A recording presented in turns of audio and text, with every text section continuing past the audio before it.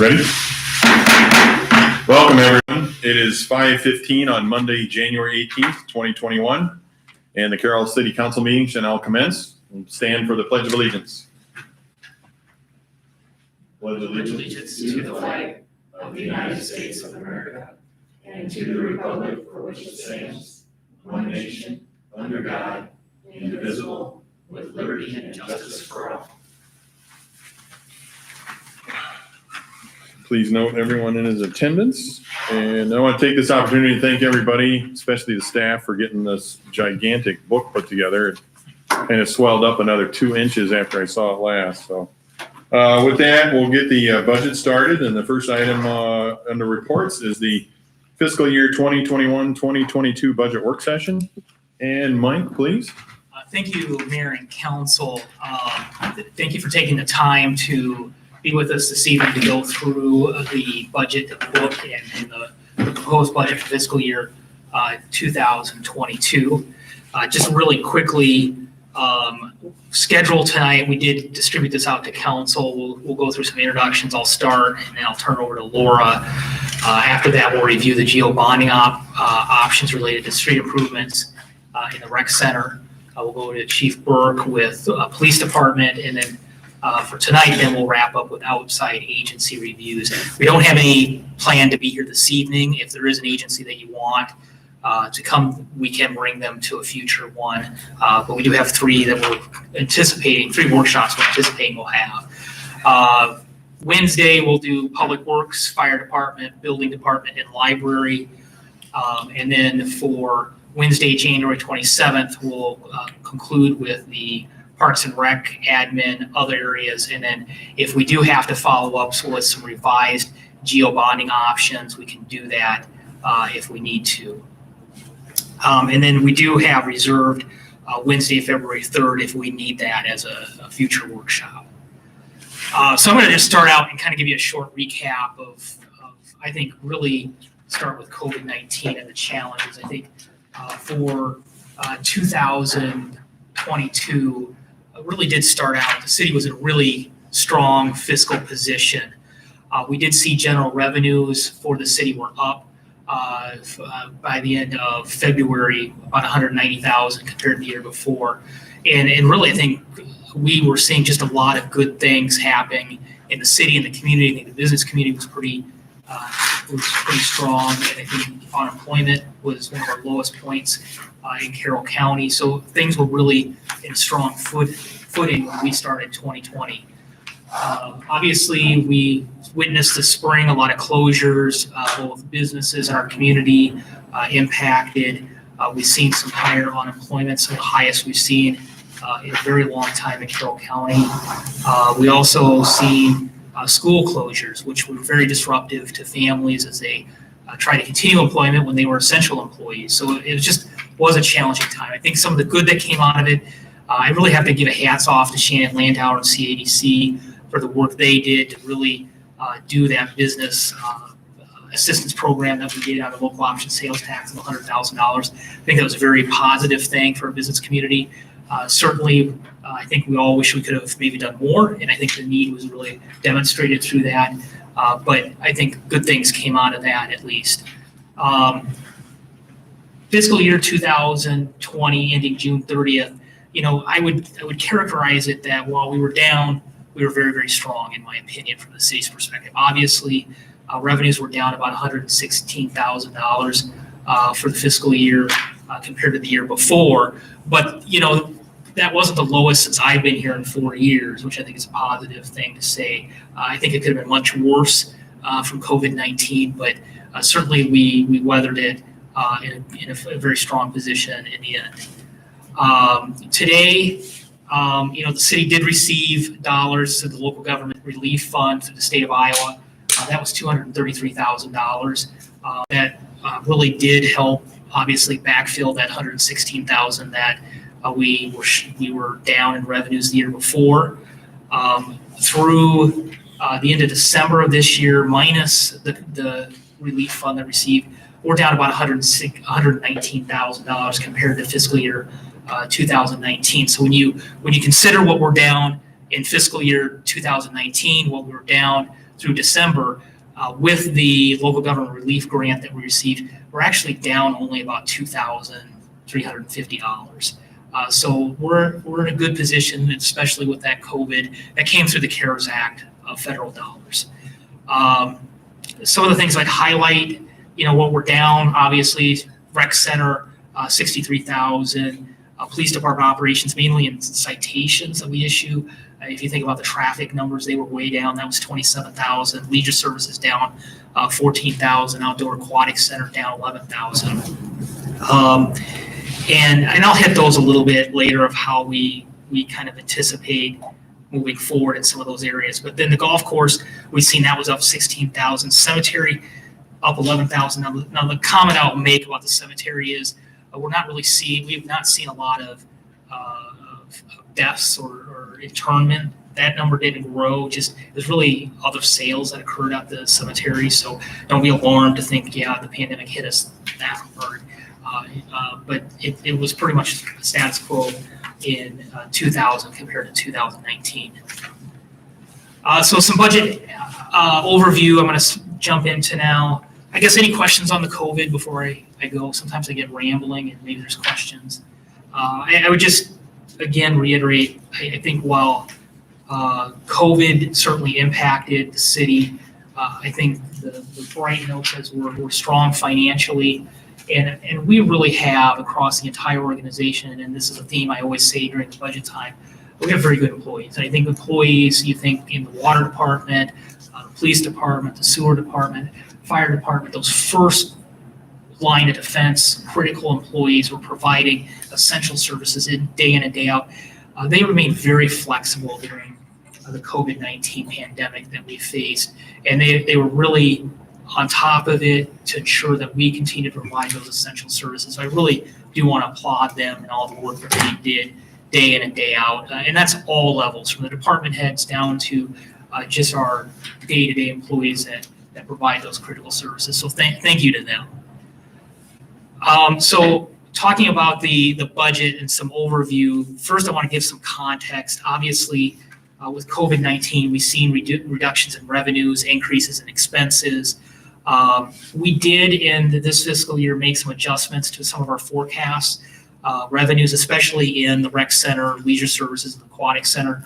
We do see some tails yet with COVID-19, and the revenues have been down. So this budget does reflect some of that continuing into the next fiscal year. We do have kind of an anomaly thing. It happens about once every 7 budget cycles approximately. But we have 27 versus 26 payrolls this cycle, or this fiscal year, because July 1st and June 30th, 2022 are payroll cycles. So just the way the calendar lines up. So that does impact our payroll. And since that's a large component of our budget, it does have a significant impact.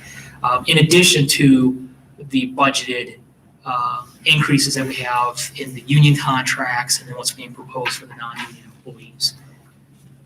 And then we do have impacts from the ratio and increases in our property casualty. That was about a 12.25% increase. So it's a substantial increase. So, the big thing I would say is why none of those really have a individual impact really together. They did make it a difficult year this year. And the budget requests that we received this fiscal year compared to last fiscal year. I mean, this fiscal year, we started out about $1 million over what we could expend. That we had to make reductions in this fiscal year's budget, and that compared to $563,000 last fiscal year when we started. When those were all submitted for my initial review. And I do have to compliment staff for working really hard and diligently to try to find those reductions in all the different areas that we have. And additionally, some of our outside agencies, in particular, working with the chamber and the tourism budget, CADC, and even the Comm Center when they were looking at their budget. All of those reductions from initial requests to what's in this budget really did help also. So this was the first year that we really looked at reductions, not just internally to the city, but also did have to go out to some of our external funding request and make reductions there. So some highlights on the budget. Total expenditures compared to the two fiscal years. Fiscal year 2021, which is our approved one we're operating on, it was $23,988,000. Fiscal year 22, what you're seeing in the proposed is $18,861,000. That's a change of $5.1 million. That really is attributable to reduction in capital projects. So operationally, not a lot of change there, but we did have a reduction of about $5.1 million in capital construction that was in the current fiscal year versus the proposed. So that's the big change there. Within the general fund overall, revenues are up in this one, and expenditures are down, but pretty much not a lot of change between. So in the general fund, revenues in the proposed is 7.8 million, expenditures is 8.5. Now, people sometimes get alarmed. We do the way we budget. This is pretty typical for the city. And if we did expend every dollar and receive every revenue, we would end fiscal year 22 with about a 26% reserve, and our targeted goal is 25%. Now, that's a little bit up compared to the current fiscal year that we're in, and one of our recommendations is really, as we talk about the geo bonding and what we're doing in that area, a real question on, do we want to raise our reserves? I submitted the budget suggesting we do that, so we're in a better position as we look at long-term some of the debt issuances that we're looking for street reconstruction in particular, that we're in a better position, and as we get our credit ratings, we're going to be in a better position, hopefully get better bond ratings and better interest rates there. So that's the proposal for the general fund itself. Property tax impact, this is what most people want to know about. So in fiscal year 2021, our total tax askings was $6,163,750. This proposed budget that we're starting to review this evening, is $6,266,657. That's a change of $102,907, or an increase of 1.67% in the property tax askings.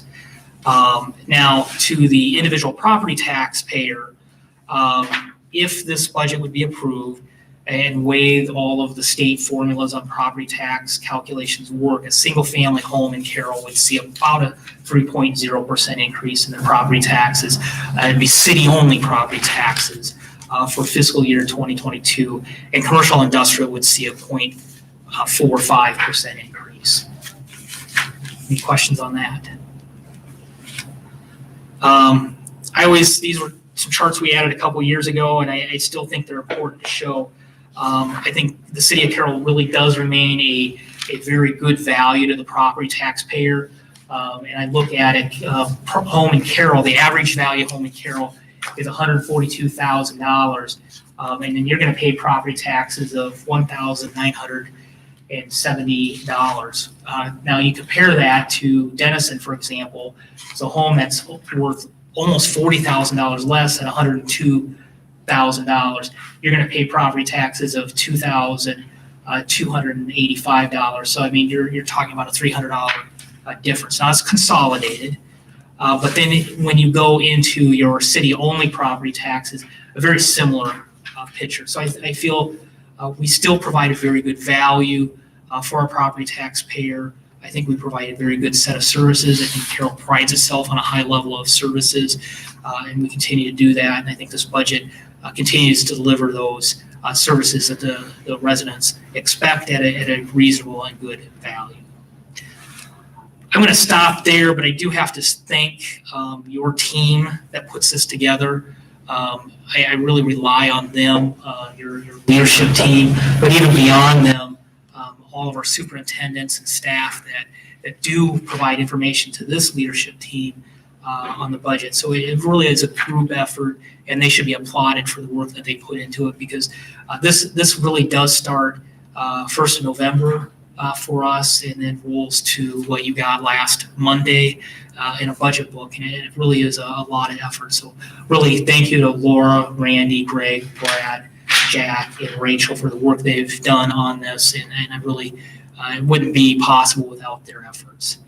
So unless that's my initial opening, certainly we look forward to the conversations we'll have over the next few workshops, and I'd be happy to answer any questions the council has initially. We're gonna go over that chart of consolidated taxes that you showed up later on. Laura has it in there. We can go back and talk about it some more if you'd like right now. Well, either now or later, I got some things I wanna add to that. Why don't we just go to it now then? That way we're up on. Yeah. So if you wanna go to your tab B, page 10 and 11. I think I talked about this before, but I did, we've heard in this last year where Mike has compared us with some Denison times. Okay. If you go to page 11, this is a city only. So if you take the value of the home divided by, or the taxes divided by, you get a factor. And if you take that factor and if you calculated it to that home in Denison, where they're paying $984, if you take the Carroll factor, they would only pay $614. So you can see how much difference it is. You guys follow that? Mm-hmm. Okay. Now, if you want to go to the very last one on Grimes, where they're paying $1,500, if you took that factor of Carroll's, it's about a little over $1,400. So of all these charts in here on that particular one, you can tell that we're way below everybody else on percentage wise. Now, if you back up to page 10, this shows how well with the city and the school and DMAC and everybody involved, if you do that same thing in Denison, it's a whole lot less. It's only $1,400. So you can see that the schools and everybody's doing well is what I'm getting at. The schools, the county, and DMAC and us all joined are doing very well. So if you went on to the last one on Grimes, instead of 5,300, it'd be 3,300. So it just, you can actually use this chart, and if you have somebody that lives in another town, and you could take the factor of Carroll and you could tell them, well, if your house was in Carroll at your value, this is the taxes you could pay. So you can use that chart anywhere. And you'll see all these here, all these 20, what is there, 20 of them here? I mean, we're the best by far when it comes to consolidated. One of the things about these two is ideally you want to be right in the middle. That's kind of right where we are. Well, no, we're on the very end. We're the No. cheapest. Well, when you look at housing value too. Oh, yeah, housing Yeah. value. But if you look at But the what you consolidated pay- taxes due, Right. we're the best by The far. best by far. And as I think one of the things that, as we get into the bonding, to keep in the back of your head, when you have projects like you want to do additional street rehabilitation, you want to do other projects in the community, it does make it difficult, while it's nice to have low property taxes. Those are balancing acts, because then it makes it more difficult to do the capital projects that I think there's a desire to do. And so it's a balancing act, and for sure. Well, the thing I like about this chart, it has everything combined. On some of the others, you don't have housing values in there and things like that. This chart here has everything. So this is the true chart that I look at all the time. I agree with you, Laverne. I really like these charts. I've looked at them for years, and they make a great across-the-board comparison for residents to understand what good stewards of their money not only the city is, the county, the school, to your point, Yeah. DMAC and the others. It really is phenomenal what's done here, and I think that trails back to you, Mr. Pogge Weaver, and your staff doing a good job. So thank you. There's a lot of value for what you get here. Okay. So with that, I'll turn it over to Laura, who will kind of go through tabs A and B now.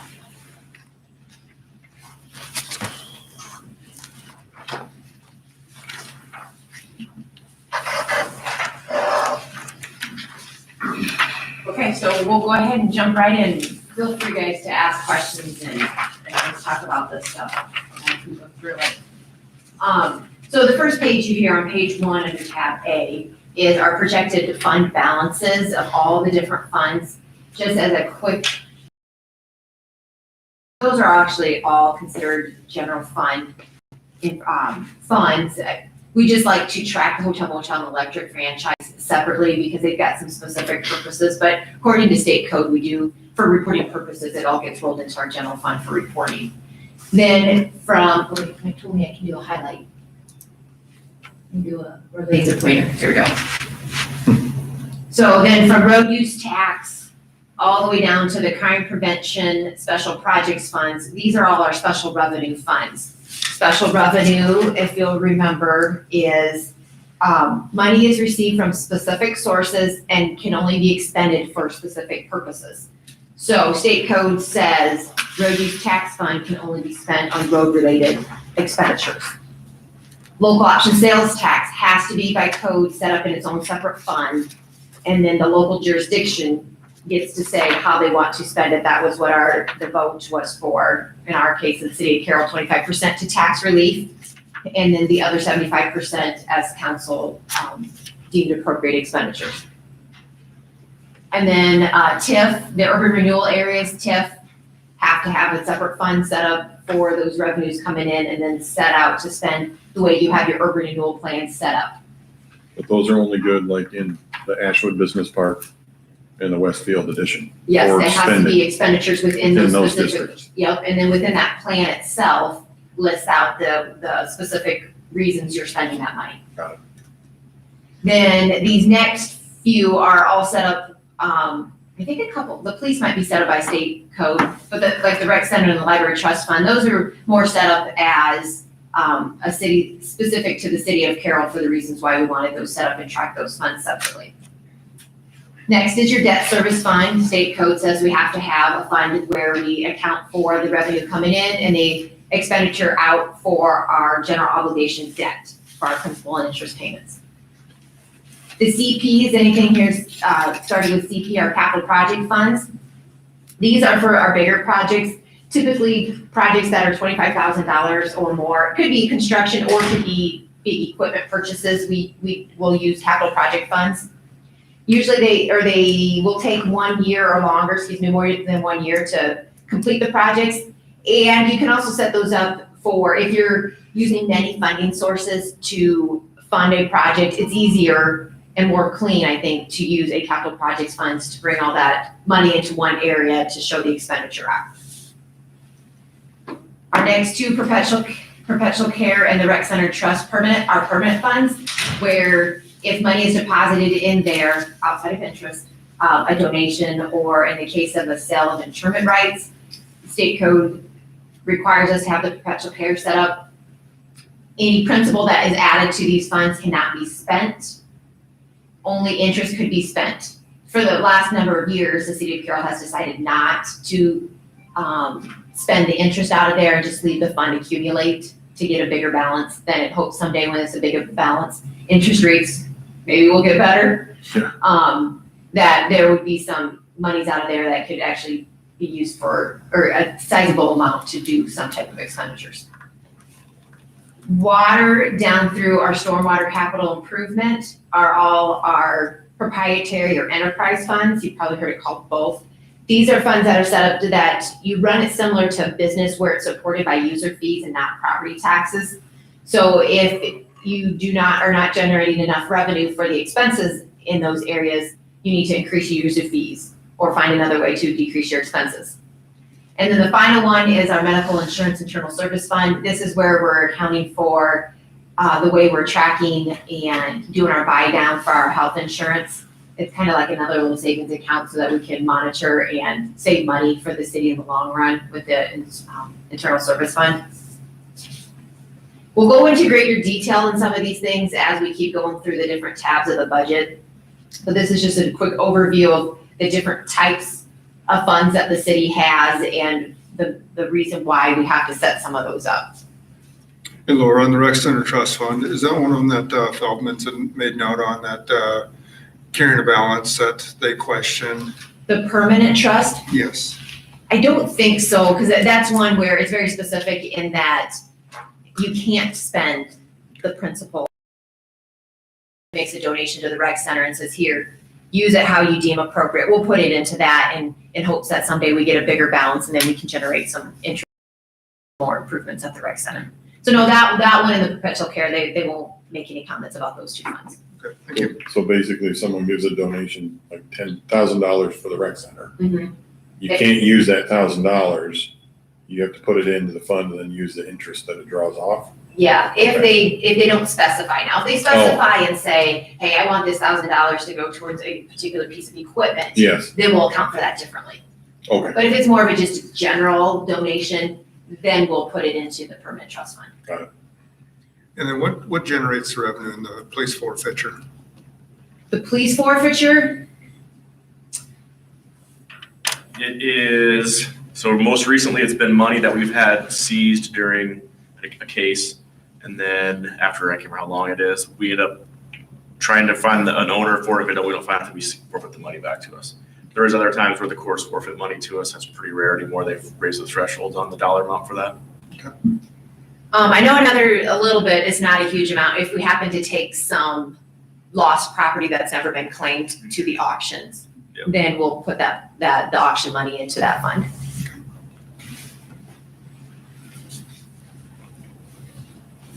So in here, obviously our main goal is to end with a positive balance. Mike had already talked about the general fund proposing to end at 26% around that area. The one I'll point out, because yes, it is a negative balance, is the capital projects library city hall remodel. The reason why we're showing a $5,000 deficit here is because we are anticipating one more donation or contribution from the county. When that project was fiscal 22, we still have one more year of collection on that. So by the end of fiscal 23, that fund should be at a zero balance. Does anybody have any other particular questions about any of the funds or the balances that are in here before we move on? So this is the budget year, the fiscal 22 budget year. Because on page 2, a requirement of filling out our budget forms and our budget sheets is that we re-estimate where we think we're going to end our current operating year. So we are, just a little over halfway through our fiscal 21. And at this time, when we're putting budget together, we take a look at what has changed from the time that we put our fiscal 21 budget in place, what's changed, more revenue, less revenue, expenditures, things like that, because lots of stuff can change. So this we re-estimate, or we try to guess where we're going to end our fiscal year, because then that becomes our starting balance for our fiscal 22 budget.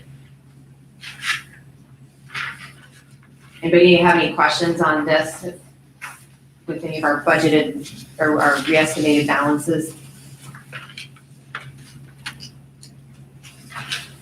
you guys still have more expenses coming out for the library city hall, is that, Yes, there was a little bit was paid out of this fiscal year, okay, but we are complete with all of our expenditures in The that. expenditures are complete. There is, we're kind of settling out the CAT grant and Yeah. the library foundation.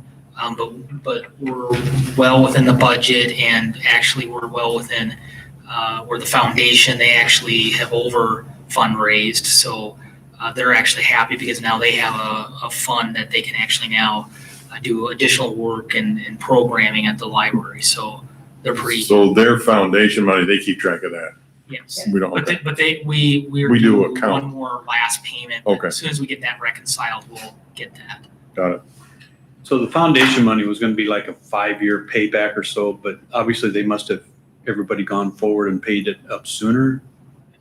Not all of them were 5 years. In But fact, I would there say was, most of them were not 5 Okay. years. So, it wasn't available. I mean, I but- can't answer the foundation on Okay. how All right. that, Wasn't available. but everything's paid for, that's all we have to worry about. Yes. in the end of the day, we have the money in the bank. And Yeah, that's, Information. Yeah, Laura, can I throw a question at you quick? Yeah. So just looking at the estimate versus the original, at the general fund line, your re-estimate has 2.8 million of balance. Okay, Your original was $2 million.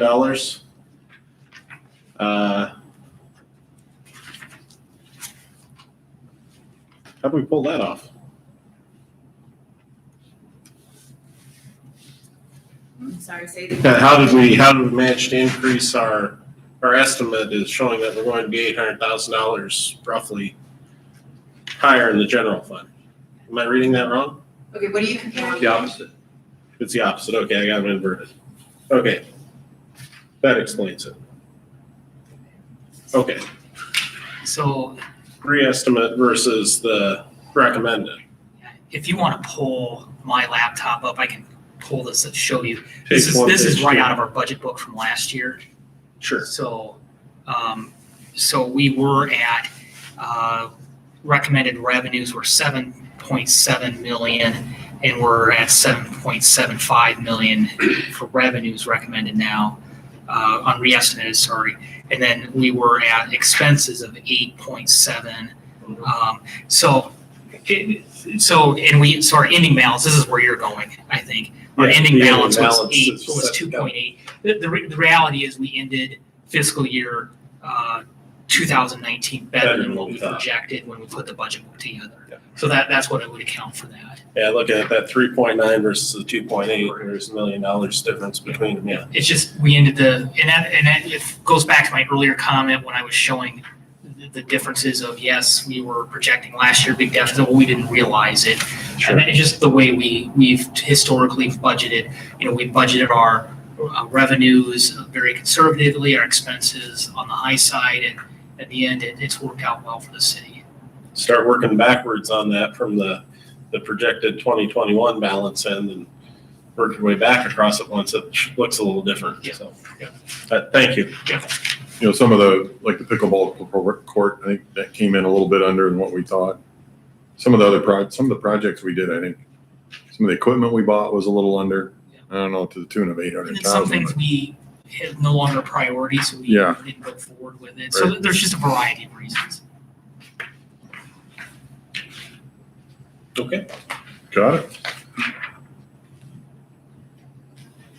All right, under tab B, page 3, starts with a comparison of our taxable valuation and what that has done from the prior fiscal year. Luckily, at the end, it does show our taxable valuation overall went up 1.72%. Though the part of the budget where we apply most of our levies, everything except for the debt services, the taxable valuation went up 1.4%. So to get to taxable valuation, we apply a rollback, which is dictated by the state. You apply that to the assessed value to get to your taxable valuation. On the next slide, you'll see that the assessed values didn't go up very much from the prior fiscal year, overall only 0.61%. Our biggest decrease was in the utilities area, and I contacted the auditor's office today to find out, because I honestly really hadn't paid that much attention to that line until this year when I saw a pretty big decrease.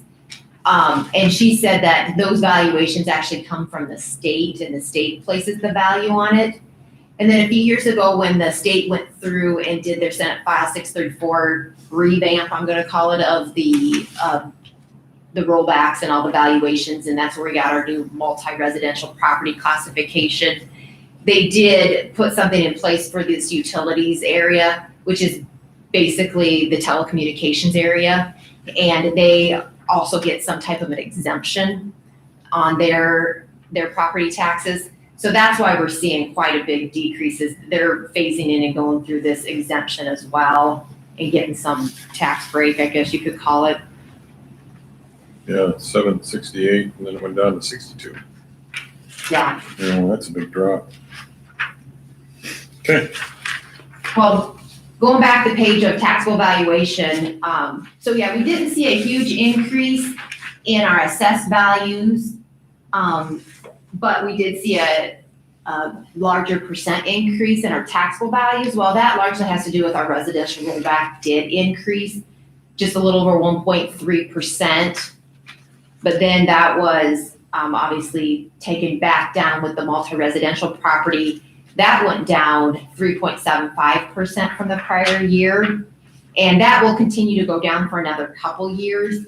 That was part of, they're in a phase-in period with that type of property that they're rolling back to get to the residential property rollback amount. And that phase-in will get to the residential beginning in our fiscal 24 valuations. Will equal the residential. And based upon kind of where the residential rollback numbers are, that like last final year, we could see up to like a 7% rollback increase or decrease, if you want to call it, rolling back further to go from where they're at to get into where they'll end with the residential. So we're going to have a year coming up here where we'll probably see quite a huge decrease in that taxable valuation in the residential multi-residential property. And ag doesn't affect us, so we don't have a whole lot of ag. We don't have a whole lot of ag in our community. The taxable valuation is 490,000. Yeah, But what, I was gonna ask, what is that? Is that a tract of land here someplace? I'm not exactly sure which areas it is for sure what it is. I just know it's not very much. It's gotta be about 40 acres. probably. Well, 4%. 10,000 acre. I just wondered if it was what we own ourselves. Yeah. You know, It wouldn't No. be the airport. 'Cause it wouldn't be the airport because that's what I outside was the thinking, city. or else It'd be in the county. There's some ag land down by the cemetery. that cemetery land, that, it's not that, it's I somebody's don't private, know this is what it privately is. owned land. It would be private. Yeah. Yes. Okay. Wouldn't be the stuff that Okay. we own. There's some stuff around Kemper, I think, too, but I don't know if it's that much. Go on. One final note, the commercial, industrial, and railroad rollbacks remain at 90%. They, according to state code, they won't go down anymore unless they change the state law, that they're at 90% rollback automatically. So any other questions about the assessed and taxable? So we start with the assessed, that's supposed to be fairly close to what an arm's length transaction. If you sold a piece of property of how much the property is worth, you apply a rollback to get to the taxable valuation, and then that taxable valuation is what we use to generate the tax dollars when you multiply it by a levy. And we'll get into the discussion of the levy proposal here in a little bit.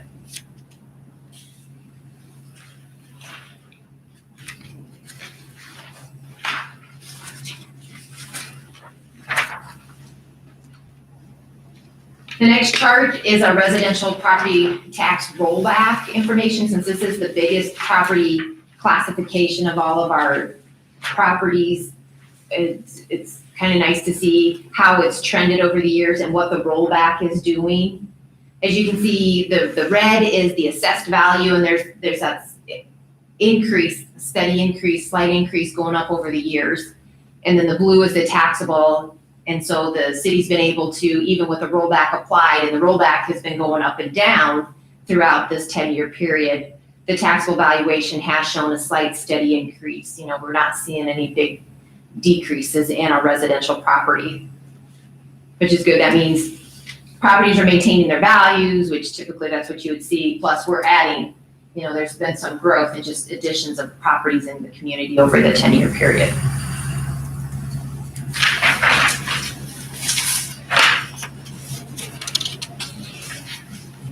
The next chart shows the total, a comparison of the total valuation of the city, and each bar is broken down by what's the taxable valuation versus the tax increment or the TIF portion.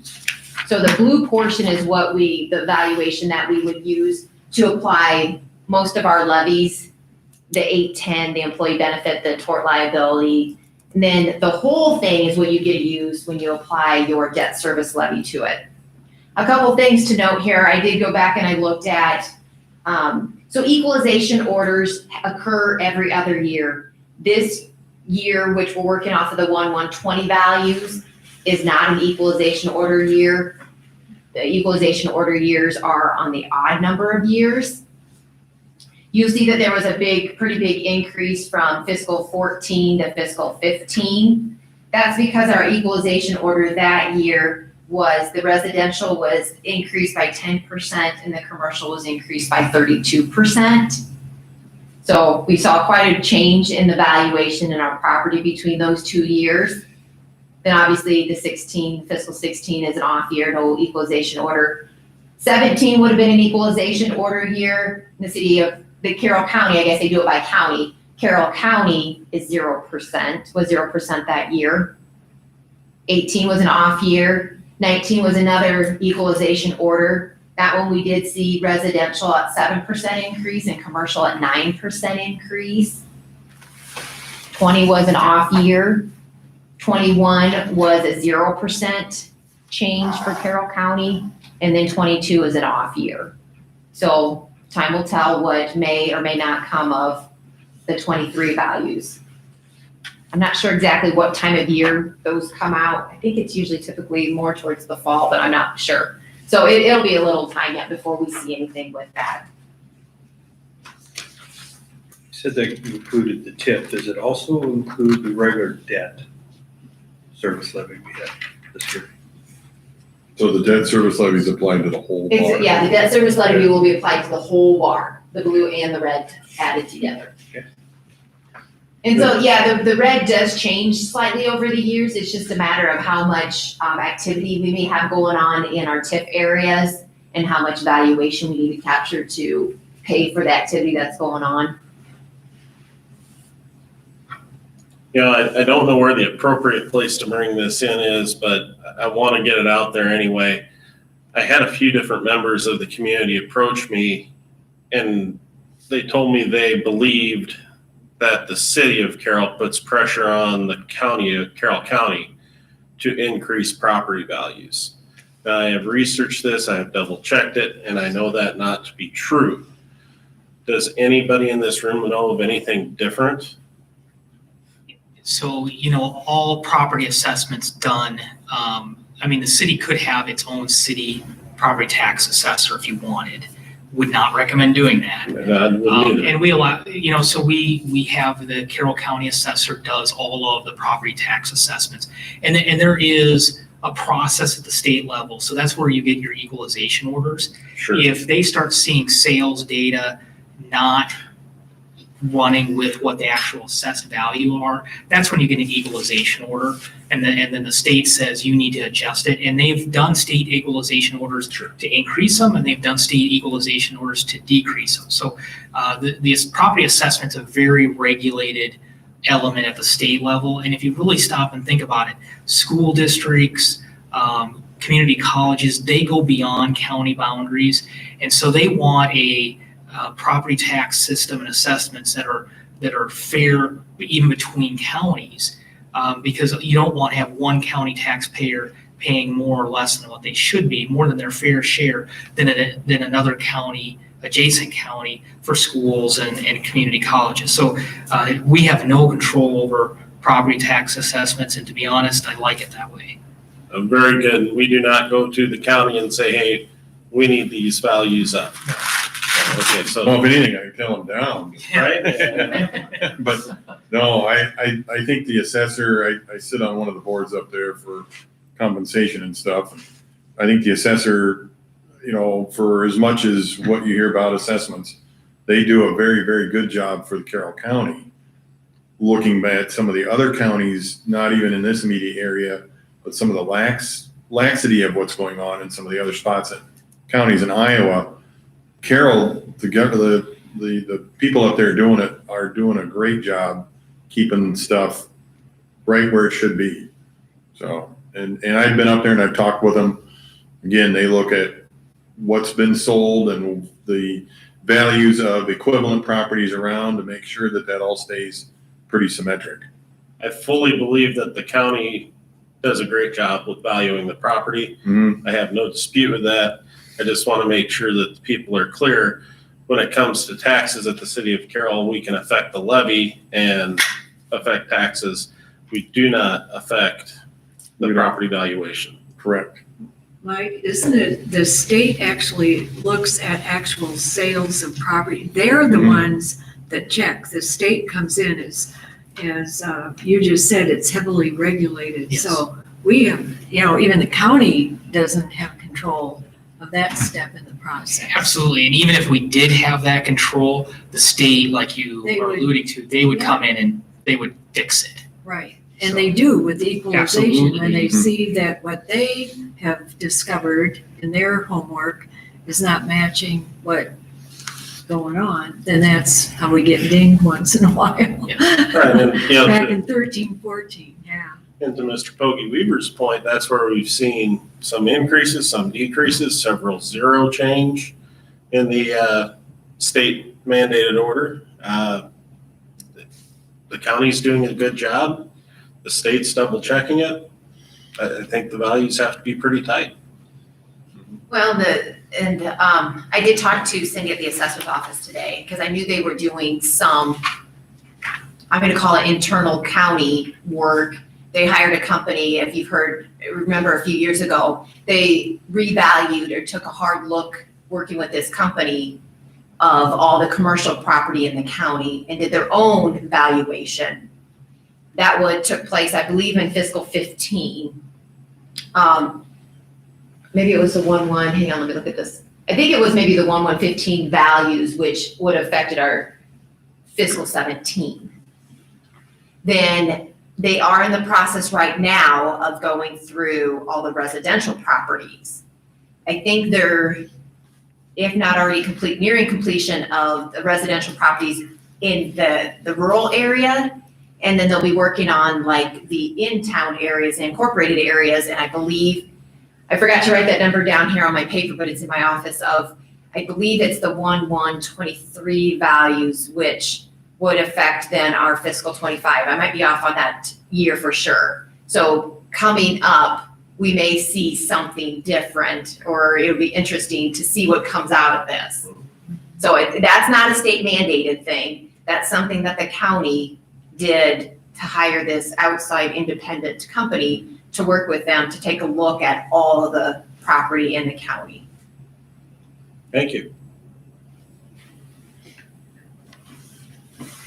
Any other questions, comments about the taxable valuation information? If not, moving on, the next chart is a chart that I believe last year was the first year we included it, so we continued with it this year. It's taking a look at a comparison of our residential taxable values of comparing to our peer communities that we've been using, the 10, 12, whatever numbers here, and how our residential property valuations compare to all of our other communities. As you can see, Carroll is one of the higher ones of residential. We just have some good properties in town, I would say. So this is the 1/119 values, which is affecting our fiscal 21 budgets. The next chart is then taking a look at the commercial industrial taxable valuations. We're still on the upper end of higher taxable valuation compared to our peer communities. This was a chart that was included in the book again as last year. This next one I think is new this year, but basically we just took a look and took all the total taxable valuations of all the communities and how we compare against our peer groups. Yeah, Grimes is like an outlier, but in essence, they're a suburb of Des Moines, and so they're gonna be different than us. Where a lot of the other ones, Lamar's is kind of more, I'm gonna call it like a hub of their region of the state, just like Carroll, we're a hub of West Central Iowa, and how our taxable valuations are very comparable.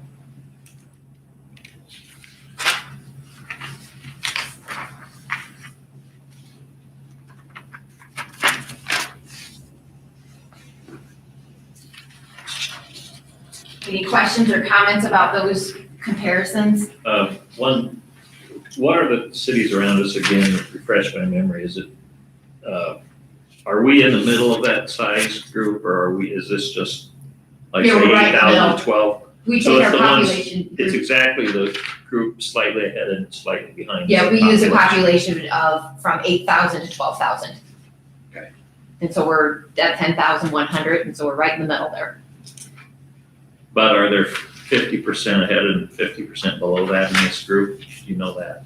I mean, there could be one over us and, Yeah, population wise, that's what Yeah. you're getting at, yeah. yeah, are we exactly, is there 50% below us Oh. and 50% above us? I or don't not? know, I haven't looked at that. That's an interesting thought, though. Never really took a look at that, how we really compare that way. We could look at that. I'm guessing it's probably about 50. Probably about the middle. Just from, kind of how big some of these are, but.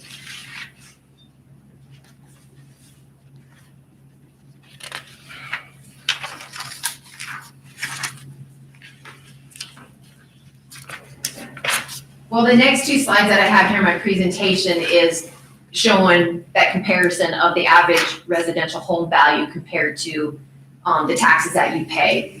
If we don't have any other questions or comments about those, we can move on, since we've talked about that information.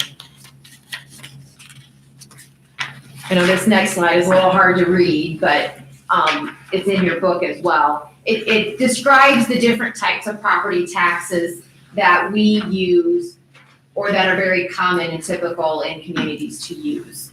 So the first one is the general fund, or the 810. You've heard us call it the 810. It's the one that generates the most tax dollars for us, as well as it's the one that we use to basically run the day-to-day operations of the city.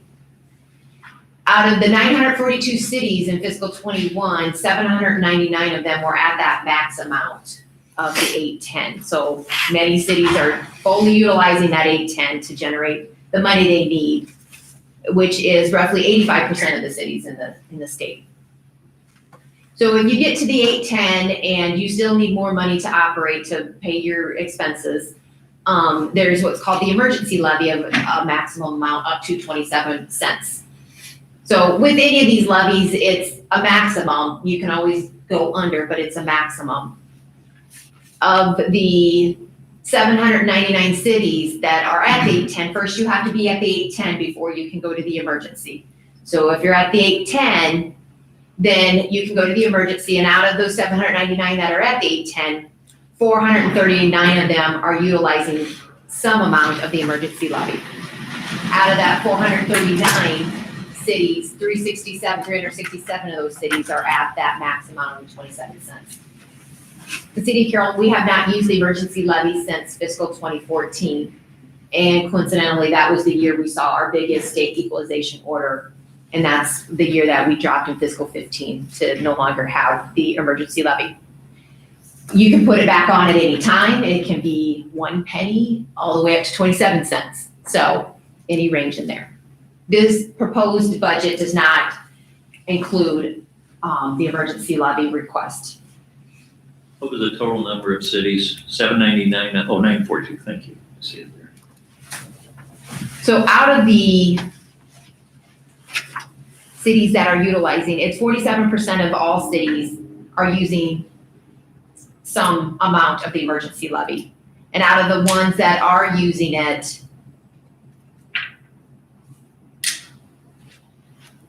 oh, I'm not sure what my note is. 439 cities use it. Yeah, 367 use are it. at their limit of it. yeah. That's 367 of the 439 that use it, correct? I'm not sure what my note here is. I don't think it Okay. makes sense to me. So we'll move on. All right. Well, I guess I get out of it that there's 439 cities in Iowa that use that levy. Mhm.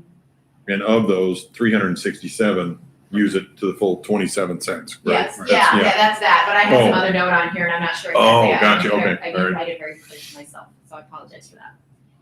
The next levy the city does use is the employee benefit levy. This is to help cover the expenses that relate to the retirement systems, FICA, IPERS, the municipal fire and police, health insurance. It's the ones we use, we asked for to pay for the expenses for the employees that are paid out of the general fund as well as out of the road use tax. You cannot use it to pay for the employee benefits that come out of the employees that are being supported by the user fees out of the water and the sewer, or the sanitary sewer funds. This levy is, you can levy up to a maximum amount of what your expenses are. You don't have to go to the full extent of what you anticipate your expenses are, but you can't go above it, or you're not supposed to go above it. You estimate how much you think it's gonna be, and that's the max that you can, or they say you levy for the max necessary. So the employees in the water and sanitary sewer funds that are in those departments, theirs comes out of that Yes, fund, yes, not the general fund. correct. Laura, do you know what the percentage is that the levy pays for? The total cost of what we could go to? I don't have it off the top of my head, but I know where to look to find out pretty quickly. You know, roughly, just out of curiosity. I would say in years past, we had been under it quite a bit, by like, we probably roughly would generate 60 to 70% of the total. This year we are asking or proposing to ask for a little bit more, quite a bit more, that we're probably getting closer to the 80 or 90%. Thank you. Next levy that the city uses is the tort liability levy. This is the portion to cover expenses related to our insurance premiums, as for our property and liability, as well as our worker comp comes out of this levy. To piggyback on the question you had on that one, Mike, in years past, we hadn't been levying. This is another one where you levy for the amount necessary or what you think you're gonna have for expenses. In years past, we had not been levying the full amount and we were under by quite a bit. This year, we're getting closer, pretty close to, we're probably 90+% of what we think our expenses are gonna be this year. Debt service levy is the final one that we have on here for what the city typically utilizes. This is you only levy for the amount of your upcoming principal and interest that you believe you're gonna have. Well, some of the debt is already issued. You can do an estimate if you're planning on issuing debt. This budget does not include a debt issuance this year. We'll get into some more of that stuff in our next discussion with the debt discussion. However, this budget does include the debt service levy that covers approximately 36% of our debt service payments that we make. Only 36% is covered by the debt service levy or taxes. The remainder portion is coming from funds like low option sales tax for our 25% of tax relief, as well as a little bit of TIF money to pay off some other debt from years ago, and sewer fees for our SRF loan. In the very bottom note, there are many other types of property tax levies, which many of them do require approval by voters, or there are some that council could choose to put in, but they're specific to some specific types of expenditures. And at this juncture, we don't believe we have those at staff. Do we have to max out, like we have to max out the general fund before we can use the emergency levy? Correct. Is it the same for the tort and the employee, or are they separate? Do you have to max out the tort before you can use the emergency? What I'm asking. No, Okay, so they're separate. they're separate from that. Emergency is only tied to the general. Yes. Okay.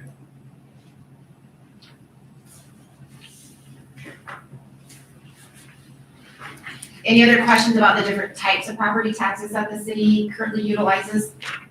The next couple pages gets into more specific of this upcoming budget year. So next is the summary of tax levies. We typically show a 10-year history, including the proposed budget. So this year's proposed fiscal 22 levy is asking for about a 5-cent increase over last year. And you can see where the changes are, an increase in asking for the employee benefit as well as the liability and property of the tort liability. But then a significant decrease in the debt service portion of it because there is no planned or proposed debt issuance for fiscal 22. This is the summary of the tax levies. The next page then applies those to our taxable valuation to show the actual asking dollars by each of those different levies or components of the levy. So this, last year was the first year we broke this up and showed there's like a divide here from the Senate File 634 information, and then the debt service and the rest of it. If you recall, the state changed the law where we have to hold a separate public hearing that talks and shows the comparison of the tax asking from year over year, from fiscal 21 to 22, or whichever budget year you're going into, and showing the increase of tax asking based upon the dollars collected and not the levy. So this breaks it up to show that if council approves this going forward, that public hearing will show a 4.68% increase in tax dollars asking from last fiscal year to this fiscal year, fiscal 21 to fiscal 22. But then when you really apply all the levies and all the taxes that the city is asking for from fiscal 21 to fiscal 22, it's only $102,000 increase, which is a 1.67%. But the way the law was written was it carves out the debt service taxes when you're doing your public hearing, your maximum property tax dollar public hearing. I don't understand why they did that. I'm not sure either. I don't know if they Because all- understand why they. It just confuses. All it does is you just argue about employee revenue benefits and tort liability. I do have one Really more question. confuses the public. Yes. Okay, the 810 levy, that doesn't make any difference on what size city you have or employees you have or anything. That's correct. What about the tort and the special employees? Are they maxed out?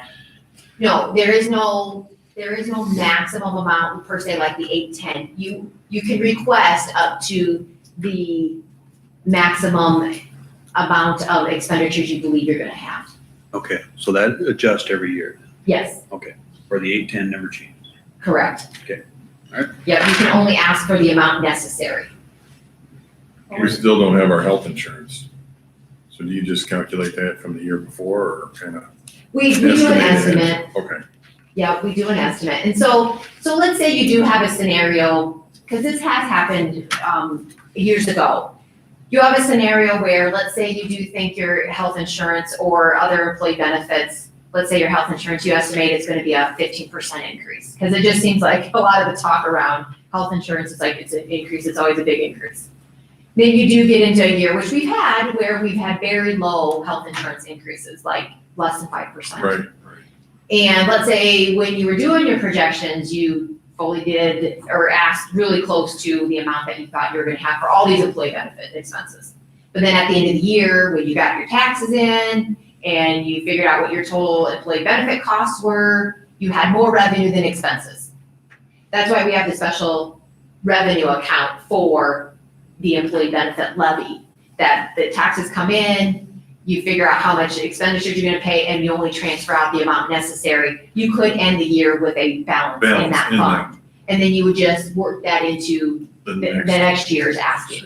Mhm, That's why that amount fluctuates so much here. mhm. Correct. Sure. And we've also taken a look at, it's not necessarily just the one particular levy, so to speak. We're also looking at the overall levy, let's say we do have a debt issuance that we plan to come up, but we don't want the overall levy to go up, like 50 cents or something. No, So then we look for other ways to fund maybe some of these expenses that we could be asking for taxes. We look at different ways, other general fund monies that are covering some of the remainder of those expenses other than the property tax levy portion.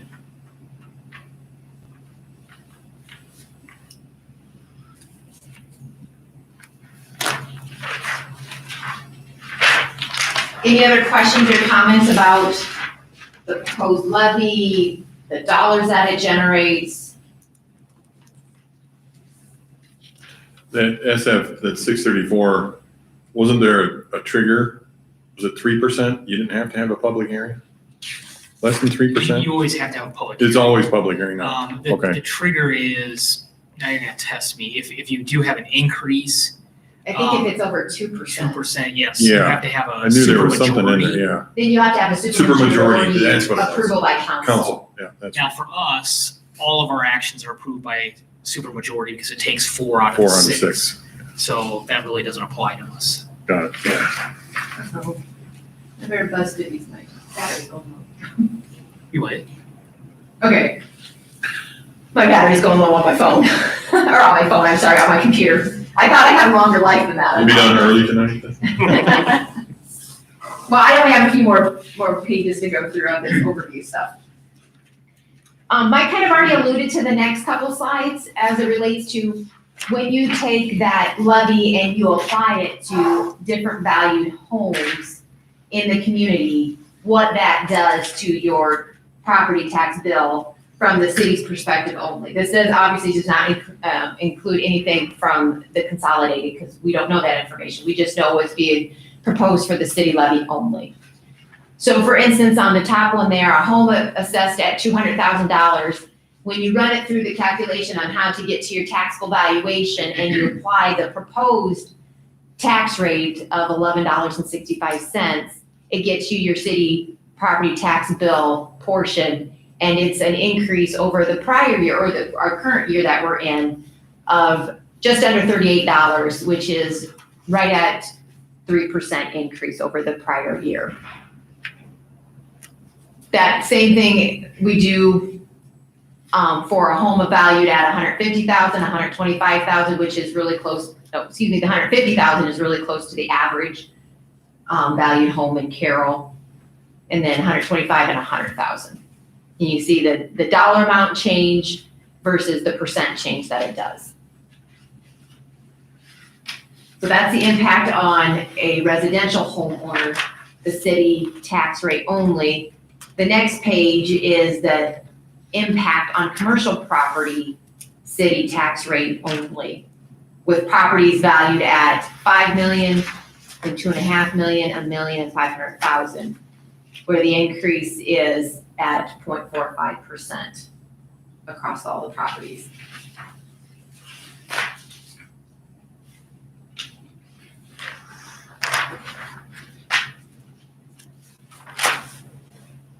Any questions about the tax impact on the residential, the commercial property?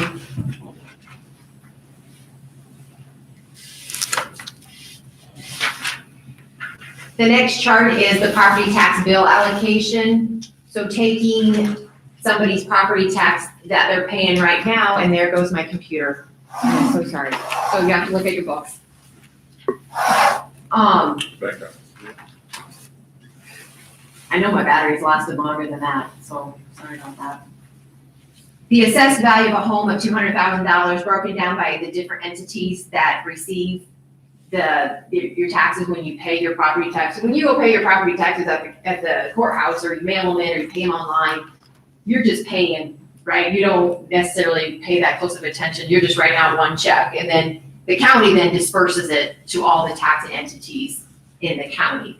So out of that check that you just wrote for this year, roughly 18% is going to the county, 35.5% is going to the school, 43% is going to the city, and then the remainder, smaller amounts, are going to DMAC, the state, and the Ag Extension Office.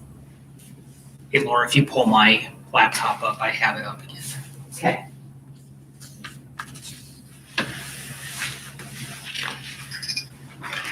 If you look, I took a look at what it looked like last year, this chart. The major change really was, it shifted slightly that the county was asking for a little bit more of the pie than what they had last fiscal year. Last fiscal year, 16.7% was going to the county, 36.3% was going, 36.6% was going to the school, 43.4% was going to the city, so roughly the same amount was going to the city, and then all the others were on that 3%. So The other three don't change a whole lot. no, that really doesn't, so it's just a matter of how the pie shifts between the county, the school, and the city. Typically, you're not gonna see a huge amount of change, you're probably just that 1 or 2% in any one year. The next chart shows the revenue under this proposed budget fiscal 22 and where the revenue is coming from. So a big portion of the pie, which you can imagine, is our property taxes, which is slightly up, that percentage is slightly up from the prior fiscal year. TIF revenue comes in at, just under 1.2 million. But that's paying for some specific expenses or debt that's outstanding. The other city taxes, you might want to make a note on your book because I didn't realize this got cut off until somebody brought it to my attention. So the other city taxes, it's missing one key component in here, which is actually a very big part of it, Oh, yeah. is local option sales tax. It is part of that 2.1 million. And that is actually up from the prior fiscal year, probably one of the bigger percentages up. And part of that is because we've added the electric franchise fee, which will begin collections on that this fiscal year, probably within the next couple of months, that should be going into effect.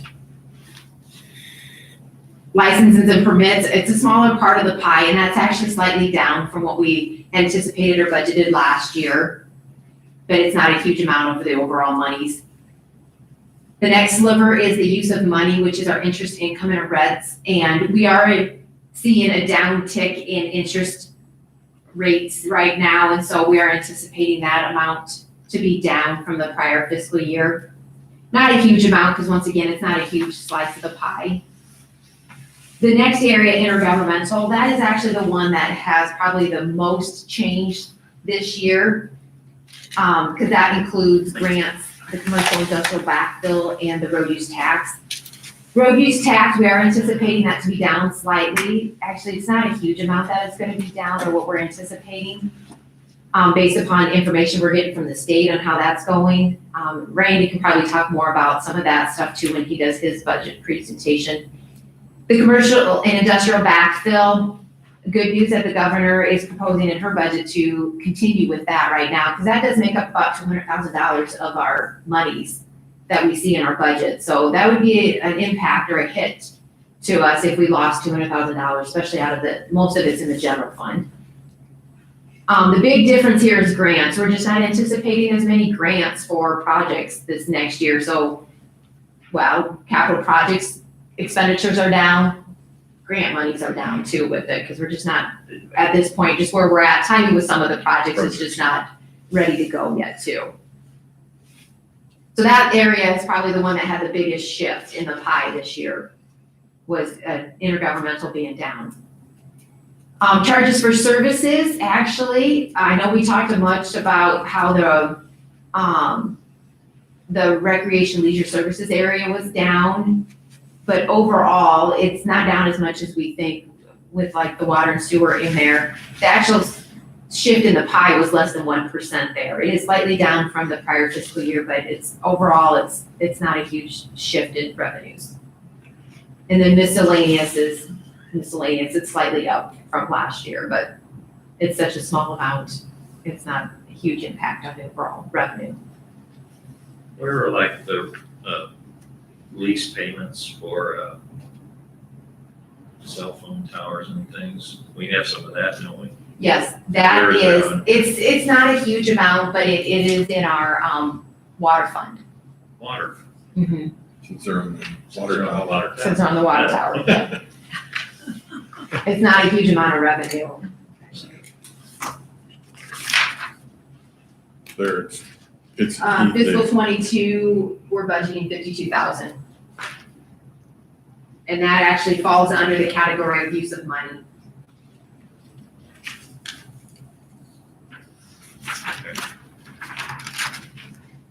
Cool. Any other questions or comments about revenue, where all of our revenue is coming from in our proposed budget? Now that's based upon proposed budget. I'm not saying that's where we're gonna end, but that's our proposed budget. Set it on the graph. Some of these, like the charges for services, the rec center, golf, and the aquatic center, Mhm. where does that money go what fund does it get into? It's in the general fund, Okay. So the water and the sewer are not. correct. What about intergovernmental? Where does that go? Depends. So the rep money is in the road use tax. The commercial industrial backfill actually gets broken down between the general fund, the employee benefit fund, and the debt service fund. And grants, most likely, they are in the capital projects funds. I can't say all of them would be, but the vast majority would be tied to some type of a capital project. We have received some smaller grants that maybe we paid for the expenditure out of the general fund, so then that grant money would go into the general fund. But those are typically your pretty small ones.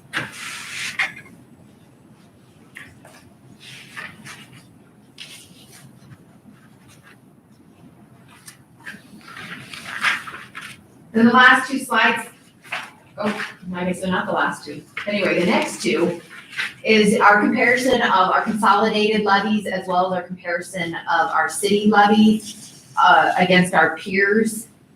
We've done this chart for many years, and under the consolidated, you can see Carroll is still low at the $26.84 compared to Lamar's at 27.46. So, then there's quite a jump to get to Pella.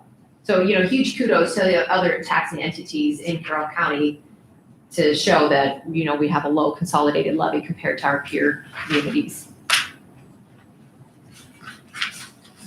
The city levy, third low at $11.60, not too far off from Pleasant Hill or Grimes. So we're still on the very low end of the city only. So that's the city only portion of the levy. And this is based upon this year's levy or fiscal 21 levy, because obviously we're working on fiscal 22. So we don't know what the other communities are doing right now to know where we may end up with our proposed fiscal 22 levy. To go back and answer Councilmember Fleischner's question, of our 8, so we do 18 cities, we're one of those 18 cities. 6 are larger, 11 are smaller. Now with the census, I will tell you one of the smallers actually is going to be a bigger one now. It actually is going to see 12,000, it'll be Grimes. So if we get the new census numbers, they will come off. They might even that go list. out of that group. They'll completely go out of the group. Yeah. And there may be some others on the edges that will come in and out. We just don't know yet. So, but 6 are larger, 11 are smaller. And these are based on valuations also. This is off the valuation, not per capita, This is based upon the population. population. Yeah, the population. This is, okay. Any questions or comments about our comparison of the levies?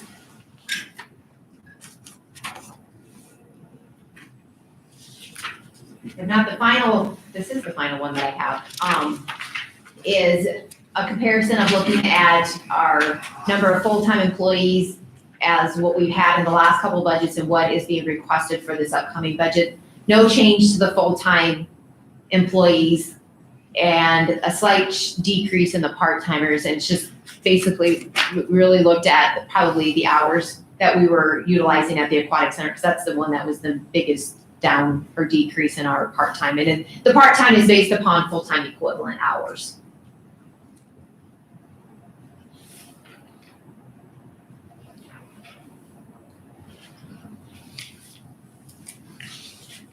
And I'm sure each department, if you've got some more specific questions, but the number of full-time employees requested or being asked for, or being proposed in this budget is not changing from the last couple of years.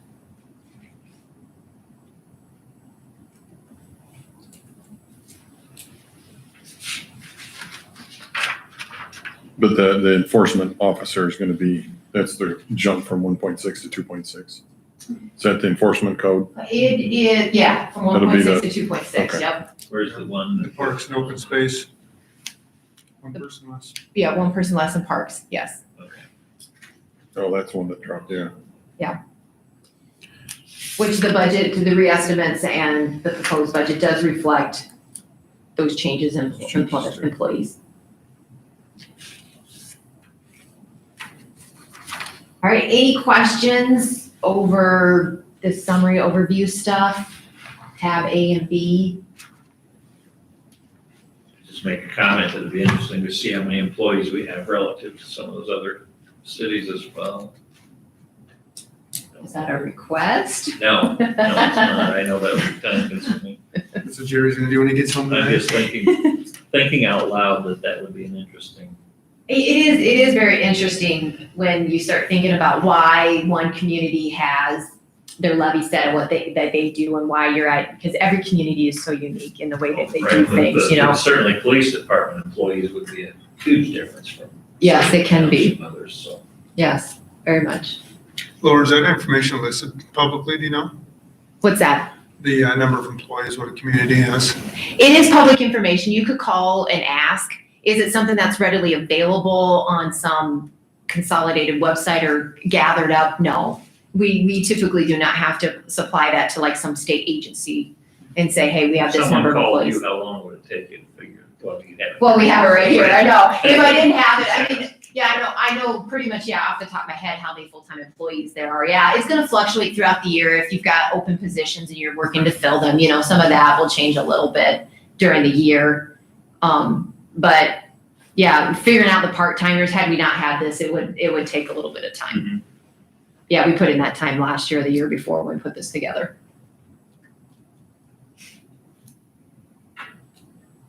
I got 6:30, Mike. Yeah, I would say this is a Wanna good time take- to take a okay. break and then we'll come back and go into the Finish the key rest. bonding. All right. We'll adjourn for 20, 30 minutes.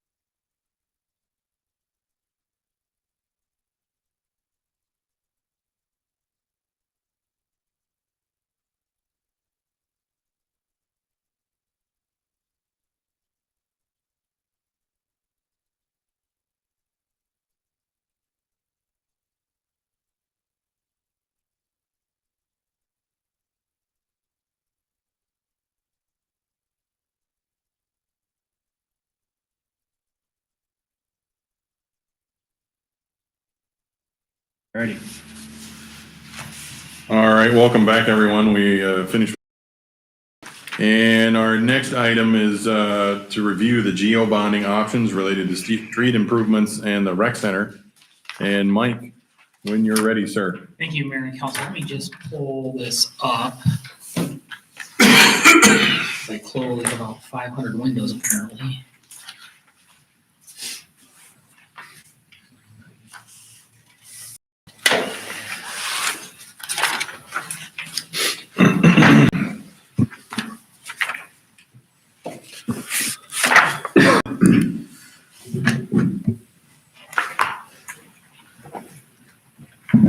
So, Mayor and Council, I think one of the more important items that we want to talk about this evening is kind of bonding options. And this really ties back to two of the main council priorities that one of them's been part of the discussion for a number of years.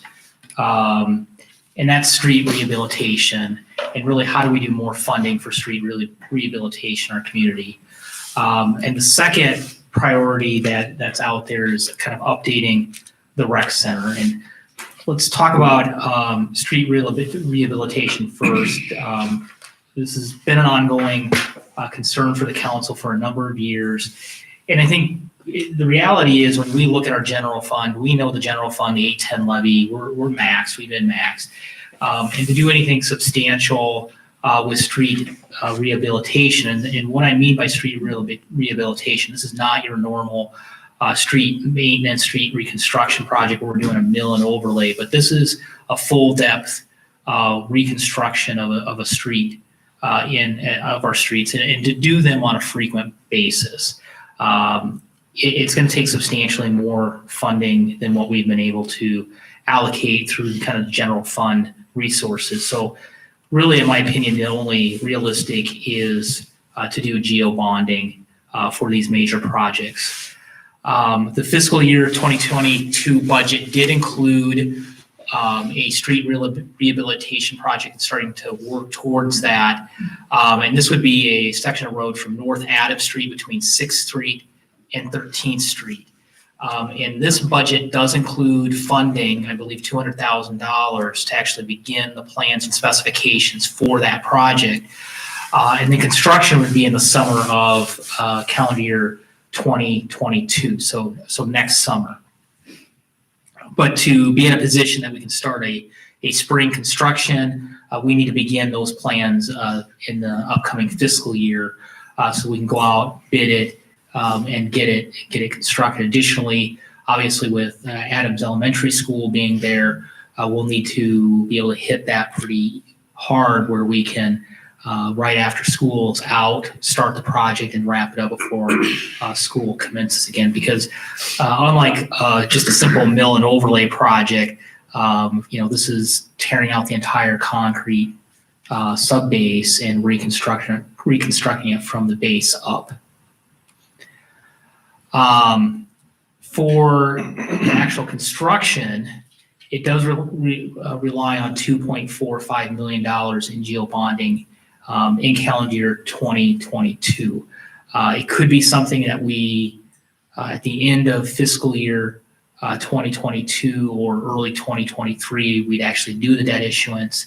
That timing is still in flex, but it'd be a calendar year 2022 debt issuance. So as we look at this budget and we start working towards this Adams Street project, I mean, this bonding and how we fund these road projects going forward really do become very important because we don't want to do the plans and not geo bond in the future. You might just back up a second there. So that 2.4 million, what are we using for the basis of that figuring? Because I know we haven't done a lot of full depth replacement and stuff. So what are we using for basis for that? That would be a fair question for Randy, but it's just some cost estimates that he's worked through to develop that. And we can follow up with that. Okay. I'm just kind of curious, and I trust Randy explicitly with that stuff. I'm just kind of curious since we don't have a lot of experience doing that. We are looking, a year plus down the road. So. And certainly, we rely there are numbers from the DOT and other communities and just our consultant work that we've done. There's a lot of different sources we can rely on for those cost estimates. So. So if we go forward with this, are we gonna start going out asking for bonds? Because the Fed's got 2 years and that would be somewhere in 2022. Yeah, we would be looking to do the bonds in June of 2022. I know they locked it up for 2 years, but I don't remember when it started this year or last year. They locked up the interest rates for 2 years, the Yeah. Fed did. And certainly Suzanne Gerlach is on. She can talk when we get into that kind of interest rates. You know, she may make some comments about what she foresees, but what she has developed in here, we relied on Suzanne to really kind of project those out. And PFM does a good job, and Suzanne does a great job on that. But certainly we don't want to go out and do the geo bond issuance until we get closer. We just don't want to sit on the money. And there's also timelines on how fast you have to start expending some of those funds. So which, you know, we'd be premature to issue that debt now.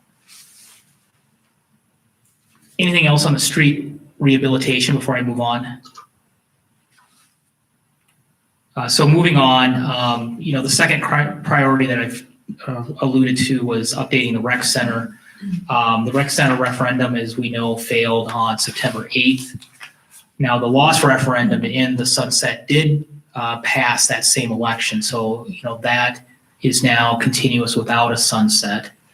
Now, the council priority from the October 29, 2020 goal setting session was, quote, rec center plan, do the plan as presented.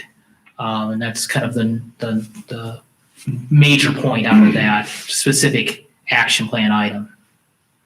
So those are the two priorities. I'm going to take a step, kind of a side step that we really have not maybe talked about in the past, but I want to bring it up, and I'm going to go through some stuff, and I apologize. Some of this kind of put together in the last few days that were not included in the packet, but I think it's good information. I can certainly get it out to council. But I think a question on debt philosophy, and what I'm going to say is I don't think the city currently has one other than to keep it low.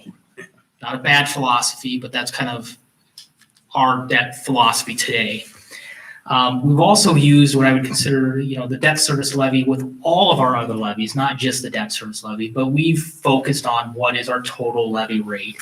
And I have used it at times to kind of stabilize the overall levy rate. This year it went down, the debt service levy for the proposed fiscal year 2022, but we're putting in other areas, and actually instead of issuing a small debt, we've increased some other areas so that we could kind of capture that debt service levy, but to keep the overall levy rate has been the goal of the council. So kind of just another tool to keep that overall levy rate stable. One of the comments I'm going to make, though, is, and I'm going to show a couple slides now, is our overall outstanding debt for the city is really low when you compare it to our peers.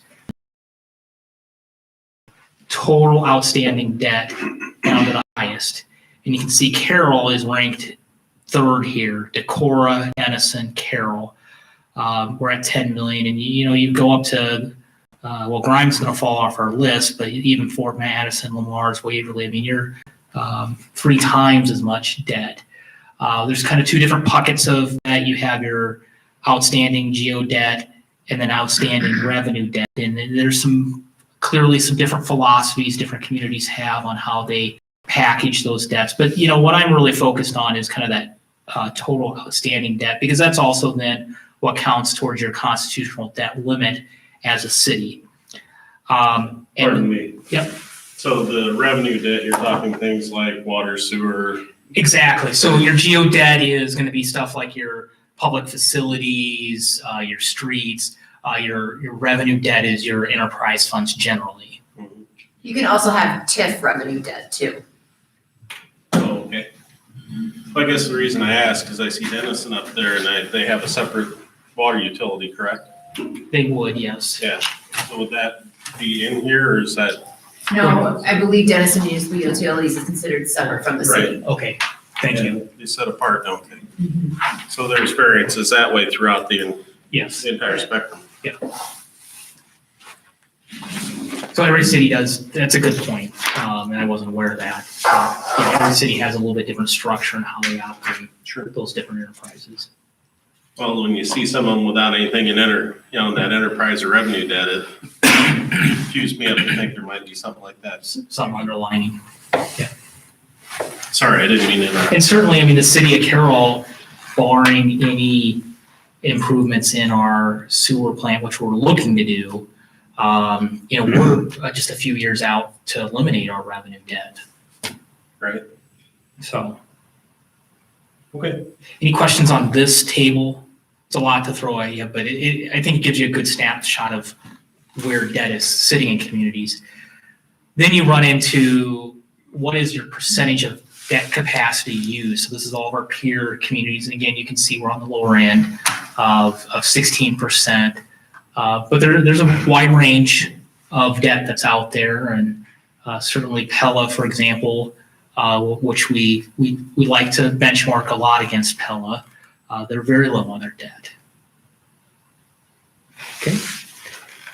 Robert, was Pella the one that had very low geo debt but had high revenue debt? Go back up. Yeah, we did.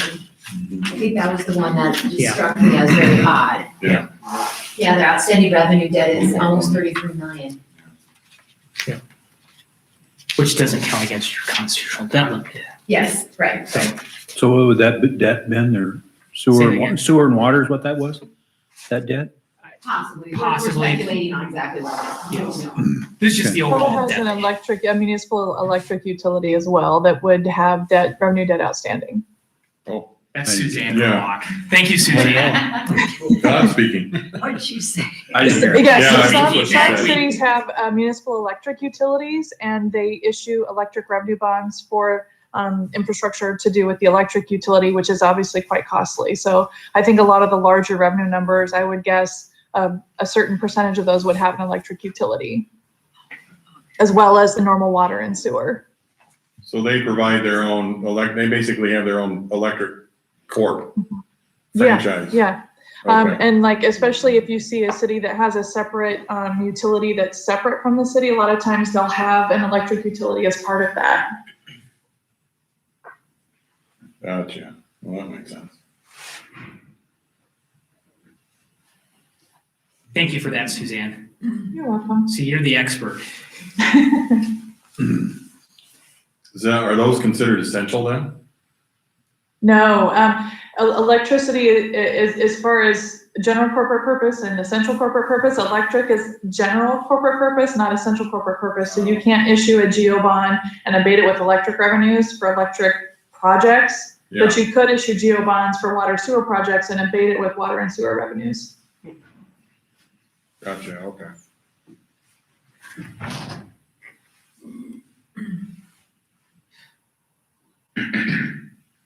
So a lot of information. I think one of the things I think as we walk through this and we think about it, I think moving forward is maybe a discussion on what is our philosophy for debt. And I think as we look to do road improvement projects, I think it's going to be an important mix in it. That it's one of those tools in the toolboxes. These projects are large enough that we just do not have the capacity like we have in the past to solely rely on kind of those traditional road use tax, general fund dollars, because the projects are so expensive that it's just, there's not the capacity there to do that and continue to provide the services that I think the citizens have come to expect in Carroll. So something to think through as we walk through this discussion. Mike, I'm glad you brought that up. I think this is something the council had indirectly been asking for and looking for several years with some financial policies and procedures, but we never really defined it for you. I think this is a good beginning portion of a definition of that. What do you really want, council? What do you want to measure? And this is a great example. Yeah.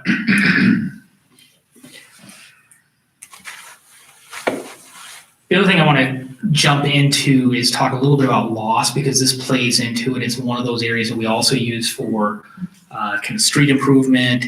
It's also an area that we use quite a bit for kind of those projects, special projects. We've not traditionally have used it for operational needs. It's really been kind of what are those special projects that we have that are out there that we want to do.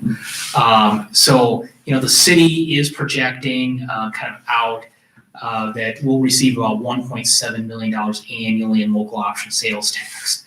Now, by the requirements of the referendum, the first 25% or $434,043 goes towards property tax relief. Now, we measure property tax relief, or we calculate that by applying that towards the debt service levy. So these are dollars that are the first out of loss that get applied to the debt service. Now, we're going to talk about local option sales tax here in a little bit. To be very clear, that is different than these dollars. These would be additional dollars that we would be applying towards kind of the debt service levy, not really the debt service levy, because it's just going to go towards a geo loss bond. But keep in mind, there's two different buckets. You have your bucket of property tax relief, which is this 25%, and then if we decide later we're going to do a rec center project, there's additional loss that we'd be allocating towards that project. And I'll get into that in a little bit more detail. All of our options, we still consider we're going to put $500,000 towards street improvement projects. So that would continue. That would leave then about $797,000 a year for those other city projects. And they've been, again, those capital projects that the council has made priorities over the years to go forward with. So that's a little bit of how lost is going to play in these various options I'm going to talk about. So working with Suzanne and Laura, we really developed 4 different bonding options that I'm going to go through this evening. Scenario A is simply a reconstruction project bonding option, and this really becomes the base for B, C, and D, the other 3 options. So I'll go into that in detail, but then everything that happens in A also happens in the other 3 scenarios. Scenario B and C are street reconstruction projects and an option to do the full rec center improvement project. And then option D is a street reconstruction and then a partial rec center improvement project, which would include the locker room upgrade, and then an additional gym with a raised walking track and the other resources around that. So scenario A, this is the street reconstruction only. This is, again, our base option. This is included in all the bonding options. It does have a reconstruction project every 3 years starting in 2022. Each bond issuance is a 9-year issuance. And then the bond proceeds for each year, they do increase. We did put an escalator in. So in 2022, it's $2.45 million. 2025, it's $2.8 million. 2028 and beyond, really, we kept at the $3.3 million. So again, this does just reconstruction only. The debt service levy for this option would go to $1.45. And you can see all the par amounts, interest, and construction proceeds, and the construction proceeds matches what I had disclosed. That's what we were aiming for. And this compares, as a reminder, to $1.53 in the current, in the 2020 fiscal year, and $1.50.17 in the 2021 fiscal year. So very comparable, and that's, again, trying to manage that overall levy rate. This is how we're going to do that in the debt service levy. It does lower that overall debt service a little bit. Any questions on the street reconstruction only option? Scenario A. So again, this becomes the base for B, C, and D, but it's kind of the critical one. Well, how much was left over for loss for that? Was 700 something? Say that again. The amount left over from the loss was 757? It's No, it's 797,131.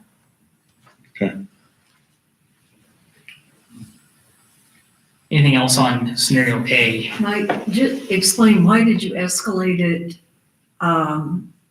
as you moved on in time, especially considering if interest rates? So we escalated the construction proceeds that we needed for the project. Okay. Just understanding that, knowing construction, we've seen those prices increase historically 3, 5, 8%. Construction has typically been escalating more than the consumer price index has been. Okay, so you're looking at the inflation as well as interest rates. Well, yeah, and in so obviously with the work that Suzanne did, really did factor in interest, and we can go in there. I have all of her slides if we want to dig into any of them. That, I've looked them over, that's fine. Okay. Thank you. Yeah.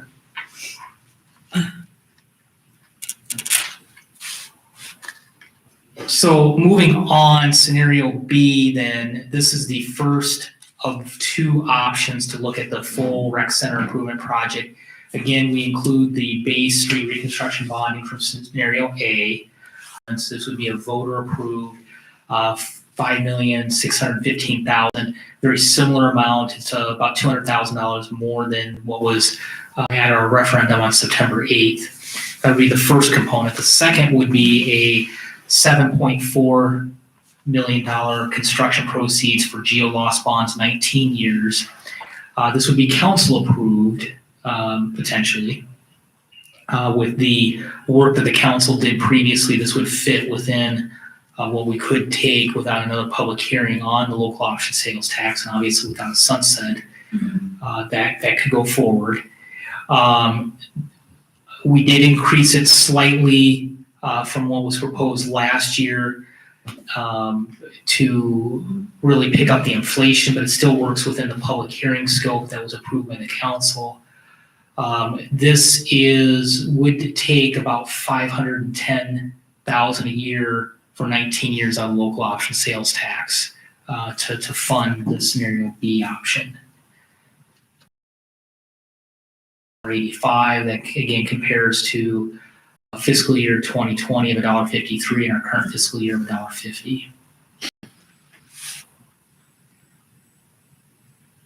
Any questions? Lost 200 and some. I'm getting my head. 200 and some. 7. Yeah, about 290,000. 100,000. Right.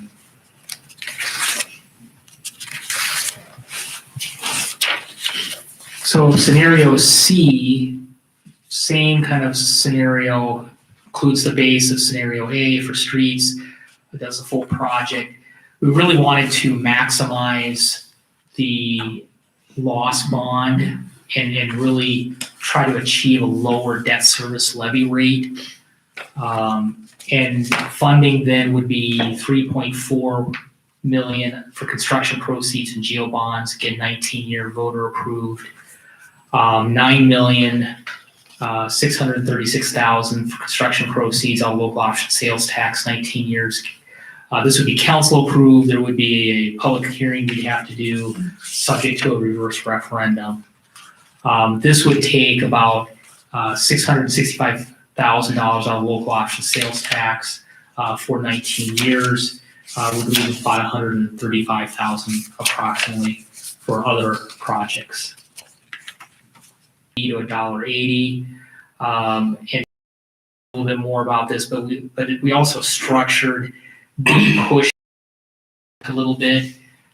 This brings it back, which does open up some out years for additional projects, but it's a good run, and it realistically shows that even pushing more towards a local option sales tax debt doesn't free a lot of debt service levy, still substantially increases our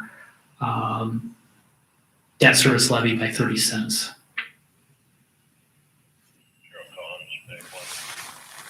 Any questions on scenario C? Would you say the balance was on loss during this one? 135. 135,000? Approximately. Okay. And certainly that's assuming kind of a conservative approach to loss. If we keep seeing the returns that we've seen previous fiscal year, that could be substantially more. But I think when you're looking at it from this perspective, you want to take a very conservative approach.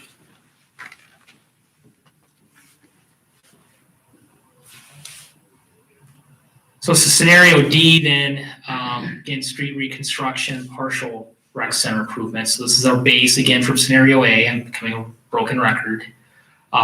Completes only the locker room updates and the gym and raised walking tracks at the rec center.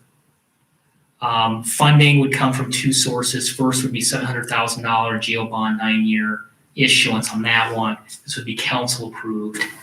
And then $7,436,000 construction proceeds for GEO loss bonds, 19 years council approved. This option would take approximately $369,000 from lost every year for 19 years. That would leave about $430,000 a year available in loss for other projects. Debt service levy under this scenario would be $1.46. So compared to option scenario A of $1.45, pretty close, but does commit that local option sales tax. That's what's enabling the rec center project to go. Questions on scenario D?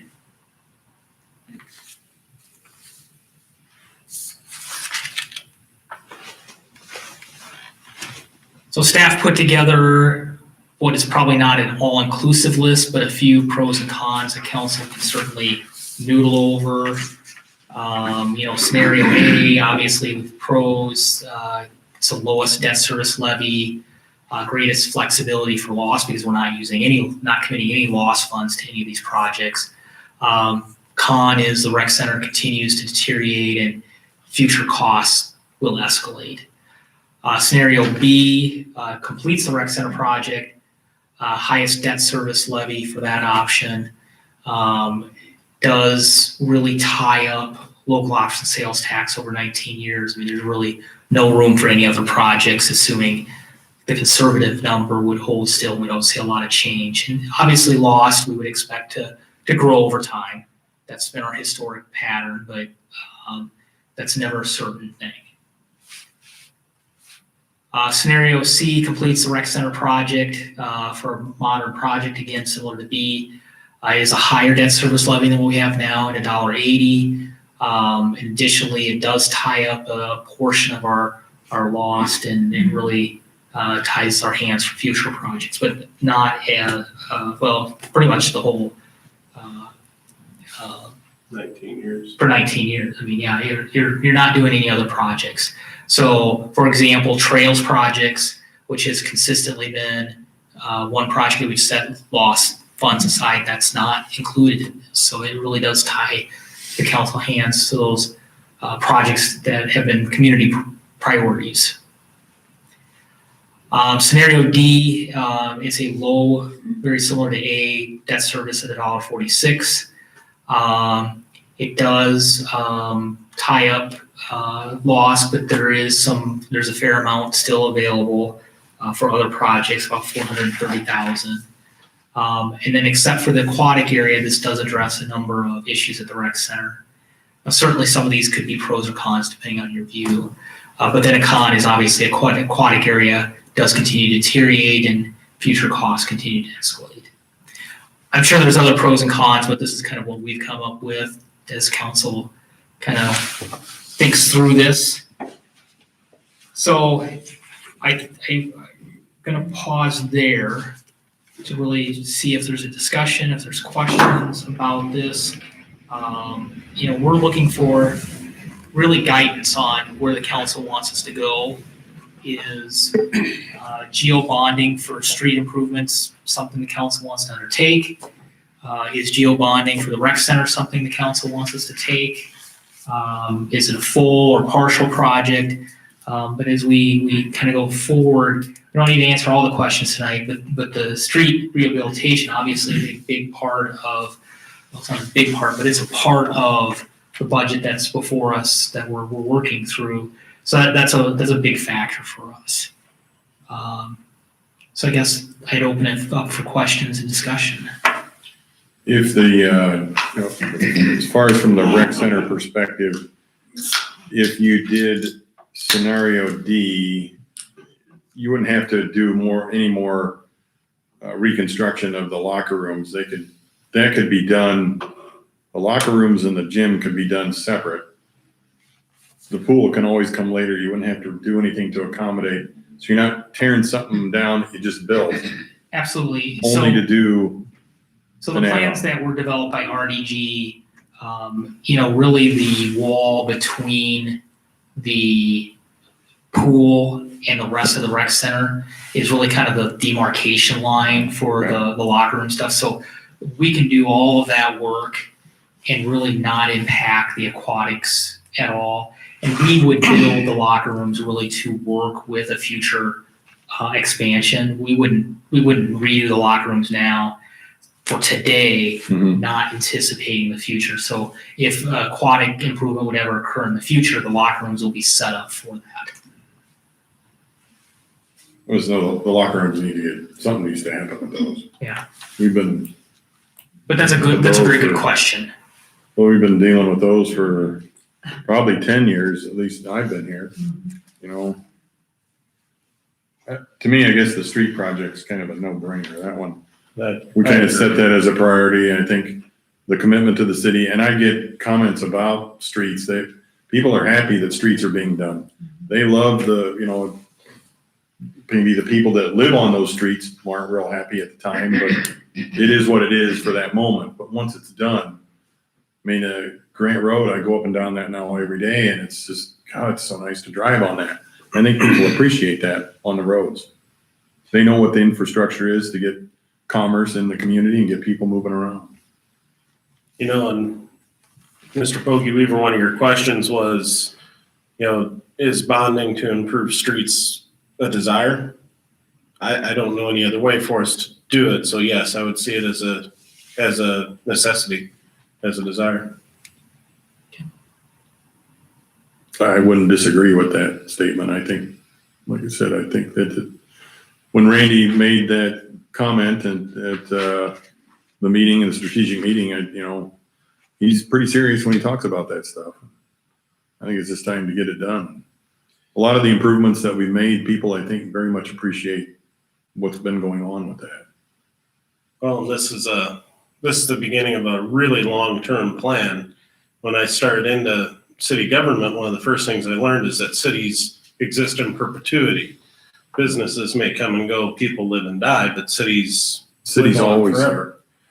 Yeah, so we're talking 60 to 100 years out that we're setting a stage for to really update our roads and keep them in good condition. Is that Yes, that that correct? is accurate. Yeah.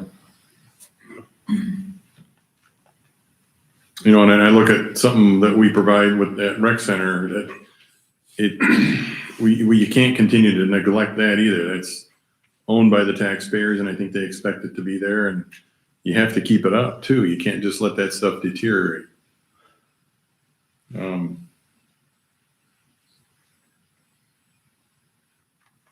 I think it's fair to, just to start, for me, throw out scenario C right away. There's not enough money left in local option sales tax for any. I mirror that. If everybody's in agreement, let's scratch that off.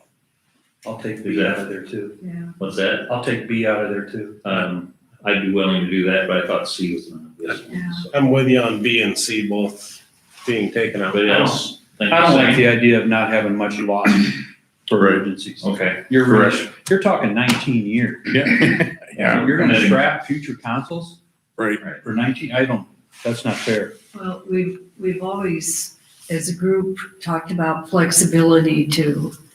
And then the two things I think that are important are the debt service levy, which we try to maintain, stability. But that flexibility, who knows what will come up or what we may want to do, and we want to keep improving the city and not putting all our eggs in one basket, so to speak. So I personally, I think scenario D it's not perfect, but if we wait to be perfect, we won't be getting things done. We don't want the rec center to deteriorate. It's a start. And somebody said if we get started on something at one of our meetings, maybe that will build enthusiasm and they'll see the difference. Like you said, the line of demarcation, and we'll be more, enthused about moving on down the road. Maybe more palatable for the Right. bonding right. purpose, yeah. And to your credit, and Suzanne too, I think these are really good plans, especially how you're alternating the streets, the every 3 years, the complete construction with just our basic. So we're looking at the big picture in the whole city. I thought that was really impressive to come up with that. Those agree, and- street projects are really big and they really tie the community's hands for 3 to 6 months at a time. And I don't think that'd be fair to do one every year. No, That'd be a lot. That'd be just too much. At least, if it's split up a little bit more like it is here, it's a little bit more palatable for people to get around with. But you still got your plans on the years right. 2 Yeah. and 3. It's Right. You got You smaller still got projects on the smaller streets to projects, do. correct. So it's not like we're not Not gonna do doing it. anything, no. It's just we're gonna Right. wait for the big ones every 3 years. Right. Right. Some of the resurfacing things will Right. still occur. Then we can hit the whole town. Correct. And that's a very good point. I mean, we're still, even the reconstruction years where we're doing the full depth reconstruction, those projects, we are using the local option sales tax, that $500,000, some road use tax dollars, and some other funds that we may have. And then in the off years, in between those major projects, we're still using the local option sales tax, road And use the road tax. use and tax, other yep. stuff. That's continues no Those matter are what. going to Correct. continue because we still need to maintain our road network. Right. And so those projects help us prevent doing full depth reconstruction. I mean, you get to a certain point that the sub base has deteriorated to the point that you just don't have other options. That is the next construction project is to do the full depth. But you want to protect that surface by doing overlays to prevent having to do those, to see the deterioration accelerate. So yes, we have to continue doing those. But I think And that- that being said, like, using local option sales tax on those off years, B even hamstrings us a little bit on that, so. I am full force on D. I think we need to spend the money on the rec center, we've got an investment there, we need to maintain what we have, and it still achieves our goals of the street construction.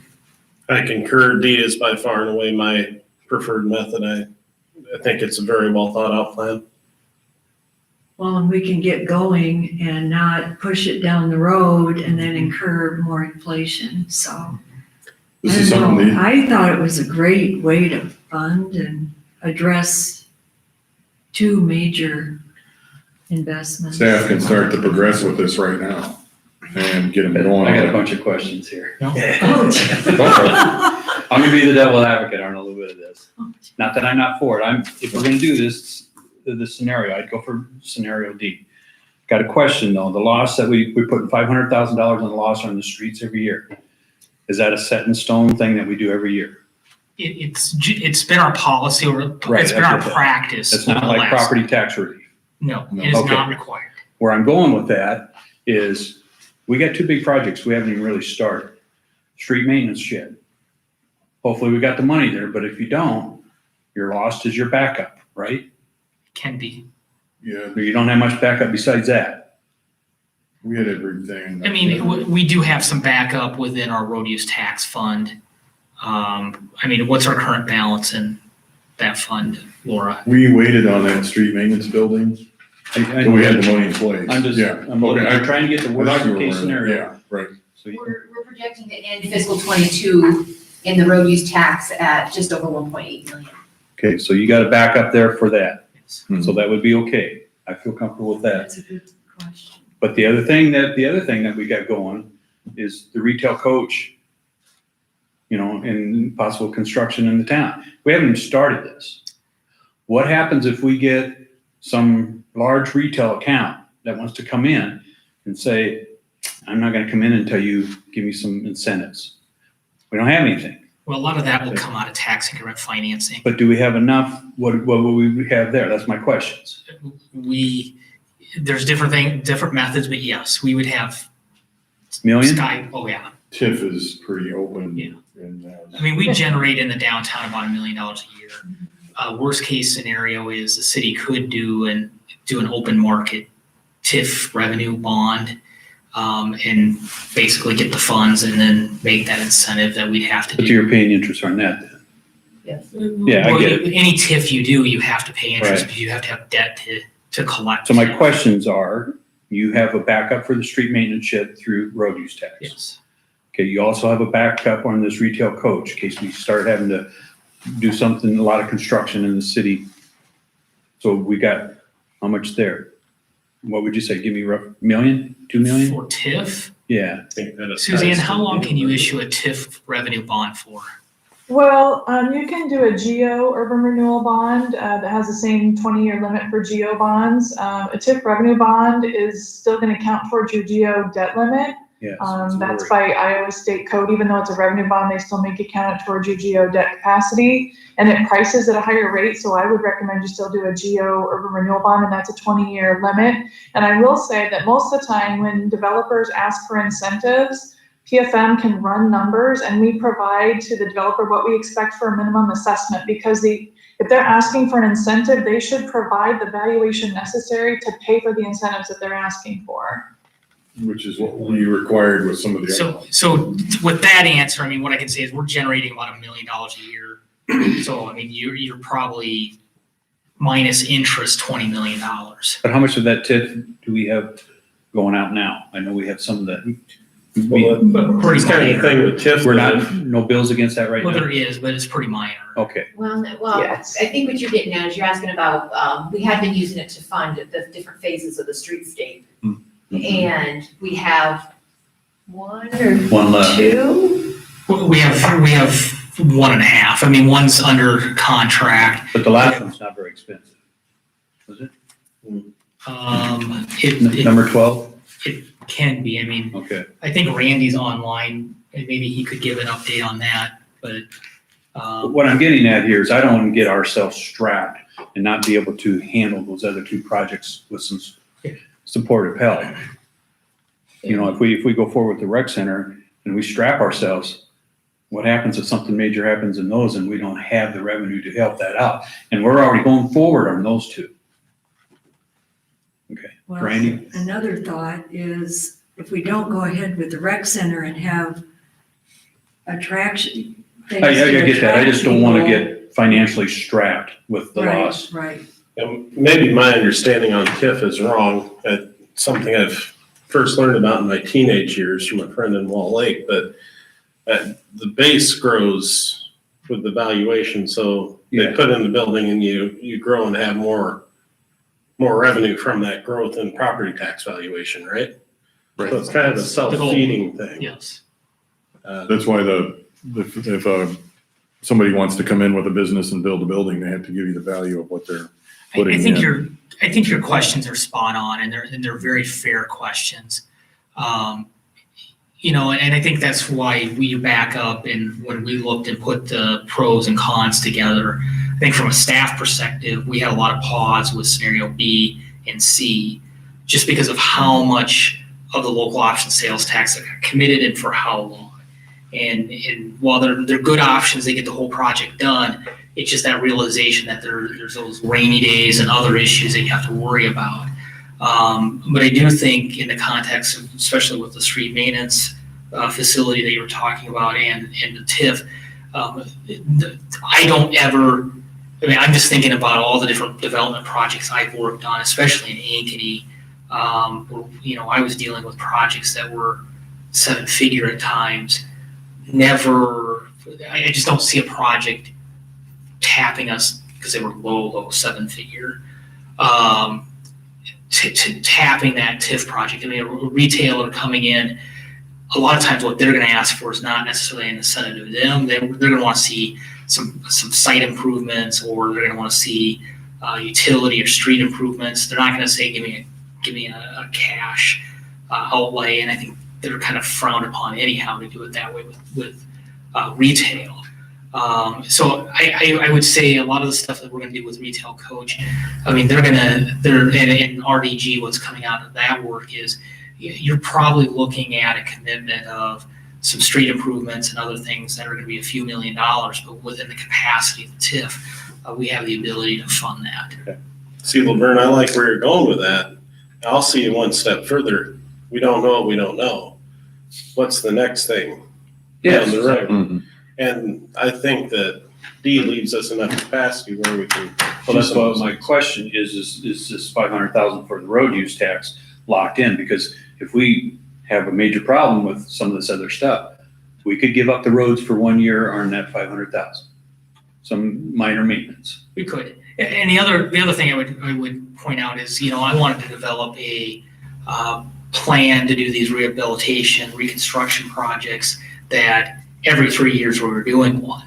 Because I think that's really important. And frankly, we may find out as we get into some of the pavement management work that we've talked about, that's part of the current fiscal year, that's not sufficient. But there's also the option to say, hey, in 2028, that one that we have scheduled, there's something that's come up, we're just gonna skip that one and plan 3 years from now to do another one. So there is, even within this bond scenario, within that, some flexibility that this council or future councils can make a decision. Because if you decide we do the first 2 reconstructions in 22 and 25, then 28 we're not gonna do one, well, you've just freed up $3.3 million. Now, the other question I have in scenario D on the lost, you got 5.7 million on that for the lost? Approximately, yes. Okay, we allocated $1 million off of lost for the rec center. Yeah. Is that part of that 5.7? Correct. If that wasn't in there, we'd be 6.7. It's in the. It's in there. Okay, oh, it's in the breakdown. It's in the breakdown, All right. first back, yeah. They deduct from the total cost, the 700,000 Okay. plus the 1 million Plus the 1 million. that is indicated in our I've heard it read. loss chart. Yeah, I have it written, yeah. I asked a question, I already have it written down. Good question, that's okay. Better test If I could this. just add one more point to the discussion to Yes. make council feel comfortable about future capacity. Even with all of the projects that we've discussed, the highest percent utilization of your legal debt limit is 30% after issuing the 22 bonds for both the streets and for the rec center. So you're using 30% of your legal capacity, leaving over $22 million of legal capacity within the 4%, not even at the 5%. So there is $22 million of other capacity. Should something else come up, you do have legal capacity, and a TIF project or a development project wouldn't be paid for in your debt service levy. It wouldn't have a debt service levy impact because it would be payable by the TIF increment, but it would impact your legal debt capacity. So I just wanted to point that out as well. Right, so I knew that, but I was trying to stay with the goal of keeping our total debt close to what we're at, like 1160 now, without changing that. I'm trying to do all these scenarios and keeping that the same. In D, I think pretty much. Yeah, D will do it. Yeah. Within a penny.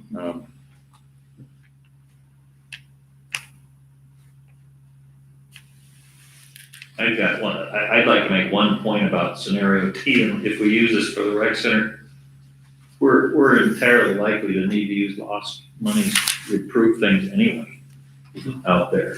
I mean, aside from, there is no doubt in my mind that over the next 10, 15 years, there's going to be something that we're spending local option sales tax money on that we will have to spend, and we won't because we've redone the rec center.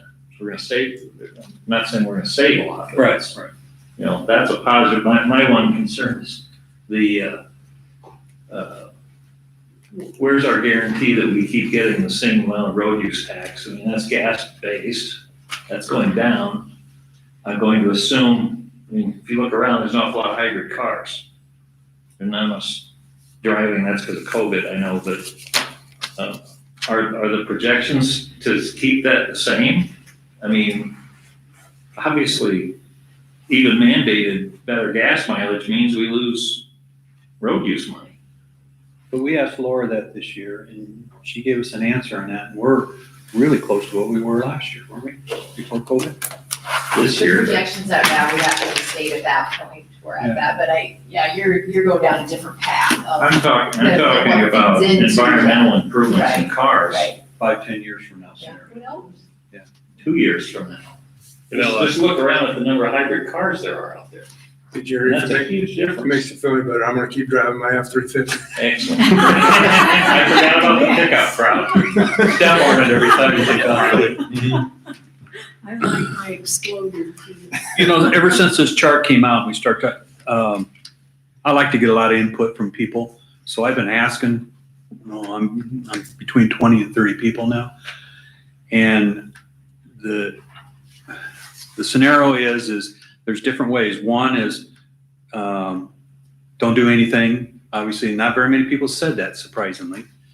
And the other one is do the locker rooms and the gym and the walking track. They really want that walking track. And they know the locker rooms are bad. Scenario B and C where the pool is, no. That was a hard sell. No, that might be why the bond referendum failed.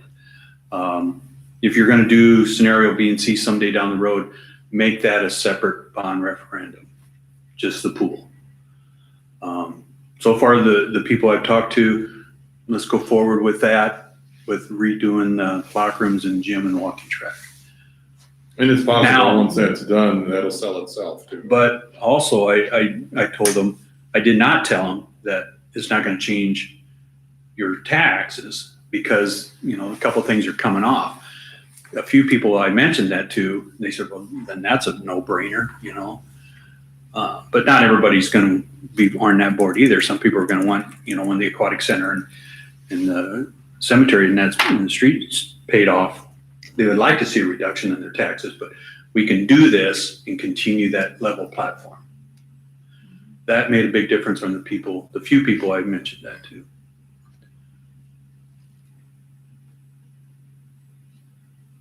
There, I think I'm done. Well, keep going. I'm listening. I mean- Come up with something else. Yeah. Yeah, I mean, D to me made the most amount of sense. I just looking at it and how much extra you still get left over because I'm already getting questions about when the next trails project's coming. So we have to keep that going. If you don't, we still got to have some supplement for that. So does that take care of that for you? So what I'm hearing, just because I'm going to put it maybe in some context, is for street reconstruction projects, full depth reconstruction projects, we like scenario D. It allows us to do projects every 3 years. The monies that are included in the fiscal year 22 budget, which is $200,000 for design for Adams Street to go, let's do it. And we'll plan to do a debt issuance next spring, summer for the remaining for the construction part that we need to fund. So when we get the 2023 budget, we'll have that in there. For the rec center, we like option D because it gets us a few items. We will bring forth a contract. Laura's looking at me because I'm just thinking about this now. Like we don't have this in the budget because I wasn't sure I didn't want to put an option before the council. But what this discussion says is we need to make a change to this budget that we presented to you already to have a contract with RDG. We'll bring that probably this spring, summer to begin the design work for the locker room and gym and raised walking track so that when we do the debt issuance and can start construction then in the spring of 2022 for the partial projects at the rec center. So tonight's discussion means we're making a change to your budget. One thing I want to bring out is this is a city council vote, not a voter vote. So I think you need to give some time after tonight for the public to understand it's us 6 that are going to vote on this, that they have to give us feedback because they're not going to be able to do it by a vote because it's going to be our vote. I've gotten feedback from that. People are just ready for it. Well, That's that's the feedback I'm but getting. now we're making it Right, public, we're thinking correct. about this, I agree. we gotta be asking for feedback. We have a public hearing on this, so, Yeah, but And we've conducted the public hearing. We had one already, so. So the public hearing for it has been conducted. Now, the council could choose to do another public hearing if you want. But technically, we did that last summer prior to the rec center oh, vote. you're talking about the rec center. You're I meant talking the whole budget. Budget. Okay, yes, Yeah, sorry, excuse No, me. I'm sorry. I'm just laying out all the details, so Right. we're full picture. I guess. but that was a combination of the swimming pool also. This is a different, it was how those were funded. So like the pool was gonna be the general obligation bond. Hmm. The other part that we held the public hearing for was for the rec center, for the gym and locker room, Right. That which we had completed. That we that- wouldn't spend beyond Right. 600 and some thousand. Correct. You know, Up to, yeah. I think this goes right. I'm with you, Laverne. I want to make sure we're over communicating to people. Yes, Now, this choice of scenario D is not made to circumvent the people. It's made to serve the people in the most fiscally responsible way we can. At least that's my take on it. So I really think we want to over communicate to them again. And, you know, we've done some really good work. You and your team, Mike, have done really good work communicating to the public recently. I think we just I would want to see that continue on and push them to the council with their questions, concerns, comments. So we get those emails, we get those calls. We know what our constituents want and where they stand. I still want to hear from you. I just need you to call me.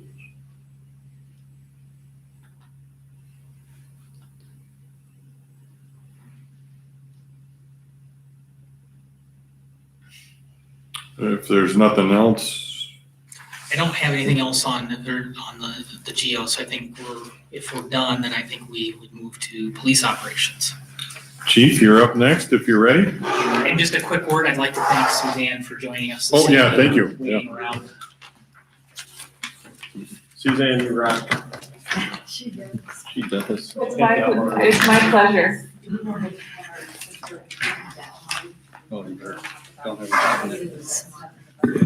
Gives us so much good information. She's so enthusiastic. Would that be more towards back down at the end when we review geo bonding at the bottom? Well, that was, I think, we needed more information out of this discussion we just finished up here. That's a few. I did have some information to talk about TAP D and T. Oh, for tonight. gotcha, okay, I see what you got. Yep, sorry, Off the gun. Brad. She wants to get D and T done, so, Put that sorry. on the schedule. It's at the, It's right after put this together. yep, sorry, I This missed that. discussion shouldn't be too terribly long. Yeah, So what's up on the screen or is tab D. It just shows the current debt that is outstanding, the principal and interest payments that would be made on that current debt. Nothing incorporated in here about any proposed debt or anything that we just discussed. And then what other funding sources help support this debt or pay for this debt. So about, 2/3 down on the page, debt service supported by annual levy. You can see under fiscal 22, $715,855. I guess I can do my little oh, you're a little thingy pointer, there. yeah. Yep. So that's what's built into this current fiscal 22 budget is tax asking of that dollar amount. And then going forward for each next year after that, what would happen to the tax asking under the debt service levy if no other debt was issued? That's what this chart shows. And we still apply our 25% of the 25% tax relief from the local option sales tax. So actually, when we get out here to fiscal 30, it actually goes to a negative amount. So if the city did not issue any other debt, we would have to show our tax relief in another form, other than through the debt service levy. So this is just current debt that is outstanding as of right now. Today. So that is page 32 in your book. And then page 33, this is the calculation we go through to figure out our debt capacity that Suzanne had talked a little bit about. Her and I had a conversation today just about what assessed values to use. So actually these numbers in here, she corrected me on how I should be doing this. So actually our debt capacity is probably gonna be just a little bit higher than that because I was not including our egg land, which she said, yes, you can include that. But this is close for now because egg land in the But that city was is not only very like, much. yeah, that was. It's not very much, like Like 490,000. So going forward in the next few years, or next year, I will get this updated with that information. But this just shows, again, just the debt that is outstanding as of the beginning of fiscal 22. So this includes that we had made a debt payment in fiscal 21. So at the end of fiscal 21, beginning of fiscal 22, roughly 5.87 million would be outstanding if no new debt is issued at that point, which the proposed budget does not include a debt issuance in fiscal 22. So about 5.8 million out of approximately $40 million of debt capacity. Yeah. Mhm. Yep, down here, 40. based upon this calculation, we're just under 45 million that could be outstanding at the 5%. I So I see. think you have an additional, or sorry, It's basically 39 million. 39 million. Yep. Which it jumps up, Yeah, it keeps it going. goes It up keeps going up because we keep because we keep paying off debt. dropping the debt off. Yep. Where did I see that it was only 20 million? Thought our debt capacity legal was 20 million. Oh, probably in the bonding scenarios that if Okay. you added more debt or some of these, Okay. the debt issuances here, then it does drop, yes, when you add on debt. And then just a quick little note, we do have our revenue bonds outstanding from the SRF loan, and those are projected to be paid off in fiscal 25. So just a few more years on those. Those numbers are not in the chart above, though, are they? No, They're they're separate? not, because that's revenue debt, does not count towards our legal debt capacity, or legal debt limit. Yeah, they're in there, it's down at the bottom. Right, they're not, can you They're not ask if they calculating were the added Oh, to this 5 yeah, not at million? the top of it, No, yeah. it's not. So that's tab D for debt that's currently outstanding. The other thing that we noted on our schedule is tab T. So basically what it does is take the information from tab D and puts in our debt and interest payments for the different debt issuances and the taxes for the debt service levy. It's our financial software and our accounting for that debt that we'll pay for this next year. So it kind of takes, skip this page of information for fiscal 22 is then broken out in tab T, is what that does.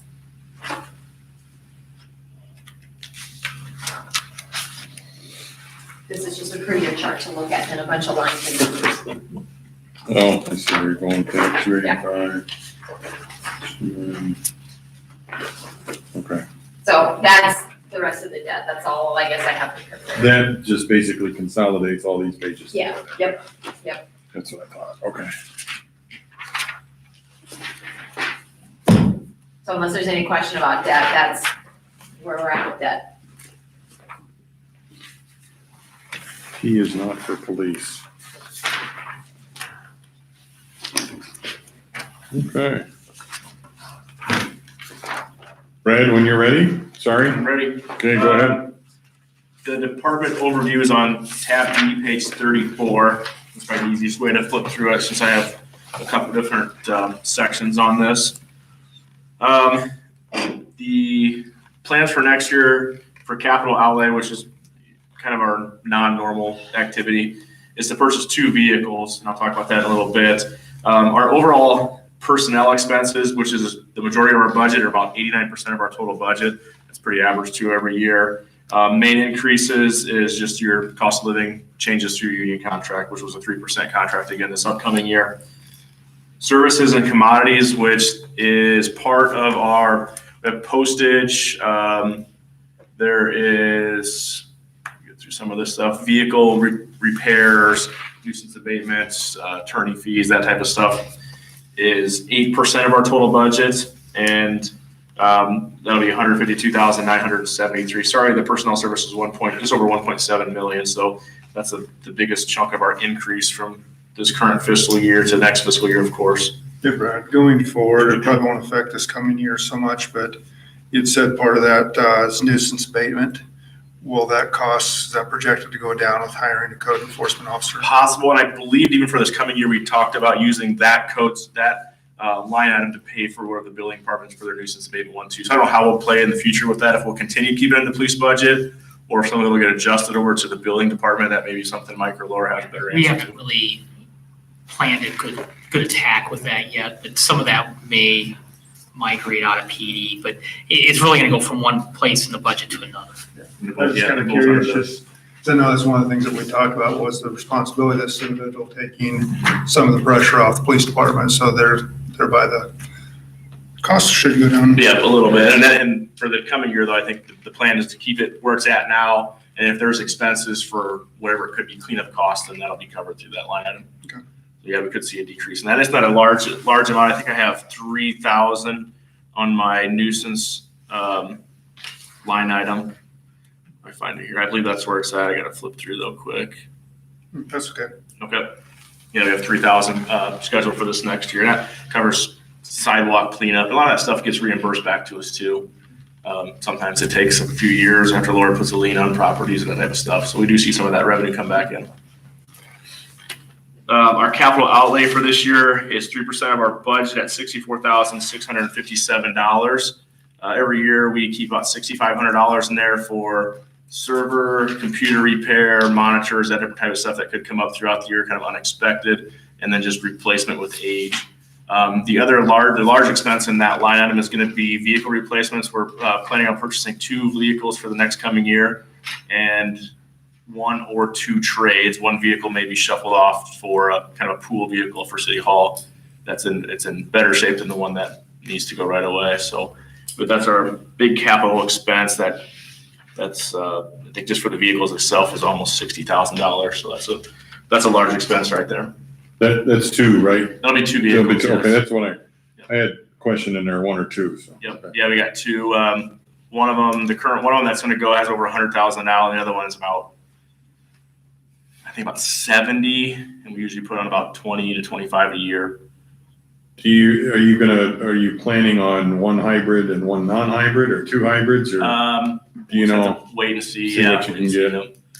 It all comes to what Ford or Dodge or whoever does, what the changes can be and just what their options are. So far with the hybrids, we've had good luck, and I just got a call today that our new one is just arrived today, so it's about a half a month early. So now we're scrambling to get a car stripped and traded quick. So we'll get that done here soon. But yeah, so I don't know about what it will be at this point. Too early to tell.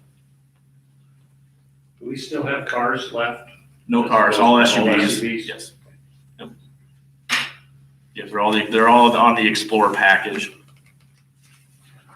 Well, I think that was what you had talked about, was an officer can get in 1 car and know where everything was without having to look at it. It is, and we've added so much more equipment through the years, and having the cars.